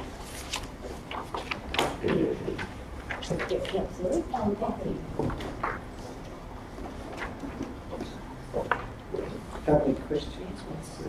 Yeah. Okay, we've got... We're not finished, Councillor. Version of business. Now we've got petitions and joint letters in the public questions session of 11.1. Yes. We don't have any petitions or joint letters. Move to 11.2, answers to previous questions on those. Do we have any questions? No, we don't have any questions previous notice, but we do have questions, submitted public questions, Madam Mayor. We do have some submitted ones, that's great. So, Madam Mayor, we have... Those submitters are present? They are present, yes. So we'll read them out. Thank you. So we have, just let me find my spot here. Written questions have been received at Council from Mr. Blau, and the question responses are included below, which I'll just read out, which then forms part of the minutes.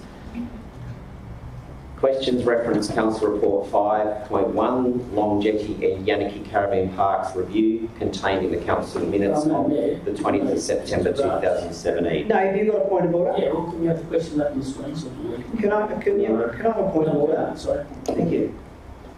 Question 1. Is all operational expenditure related to the Long Jetty and Yanaki Caravan Parks over the 4 years stipulated in the report included in the report? Response. Yes, all direct operational expenses are accounted for in the report. Indirect operational expenses, such as senior management oversight, are not. This is consistent with all council operations and services. Question 2. How many employees were engaged by council in the operations of the Long Jetty and Yanaki Caravan Parks over the 4 years stipulated in the report? Response. Council has the following positions to support the Caravan Parks operations: Caravan Park Coordinator, Caravan Park Caretakers, Caravan Park Administration Officers, Caravan Park Maintenance Officers, and Caravan Park Cleaners. These positions are not all full-time positions and are engaged as the demand and season necessitates. The full-time equivalent is detailed in the response to the next question. Contractors are also engaged to address plumbing, electrical and other works as required. Question 3. How many FTE, that being full-time equivalent employees, were engaged by council in the operations of the Long Jetty Yanaki Caravan Parks over the 4 years stipulated in this report? There's a table response, and I'll summarise the totals for the last 4 years. Commencing at year 13-14, Long Jetty had 3.2 staff, Yanaki had 3.4, which made a total of 6.6. In the year 14-15, it was 3.3 for Long Jetty, 3.3 for Yanaki, totalling 6.6. In the 15-16 year, 3.2 for Long Jetty, 3.4 for Yanaki, totalling 6.6. In 16-17, it was 3.2 for Long Jetty, 3 for Yanaki, totalling 6.2. In 17-18, it was 3.2 for Long Jetty and 3 for Yanaki, totalling 6.2. That concludes the questions from Mr. Blau, Madam Mayor. I also have some questions here from Mr. David Amor, and he's not here, so those questions will go straight through to the minutes. Thank you. Available in the minutes. Madam Mayor, can I ask a procedural question, please? Yeah. Now, these are sent through in advance to council. That's 9 people here. And now we've got to wait for the minutes to read the questions and look at the answers. Now, if we get them sent in advance from the ratepayer, why don't we get them in? Councillor, I'm sure we can discuss this as a councillor group. Oh, you don't have a point of order. Councillor, Councillor, this is a discussion that we'll take into a session. Thank you. It's an open council meeting. Okay, and thank you. You don't have a point of order. Could you please be seated, Councillor? Talk about that. Councillor, Councillor, I don't want to keep asking you to do something that you won't do. It's the 19th century, Councillor. Pardon? Right, thank you. Could you please be seated? Move to closed session. Right, I'm going to, I have, no. Council? I thought the council was allowed to ask questions in public. Right, yeah, right. Okay. I'm now going to move to closed session, please, Can we Councillor. ask the question then? Could I have, is it a move? To move into closed session? Thank you, Councillor Keel. Thank you, Councillor Brown, this time. Thank you. And we'll go into closed session. Will we Just a couple of minutes to clear the gallery, please? So vote. It's unanimous, Madam Mayor. That motion is carried. Thank you so much. That's okay.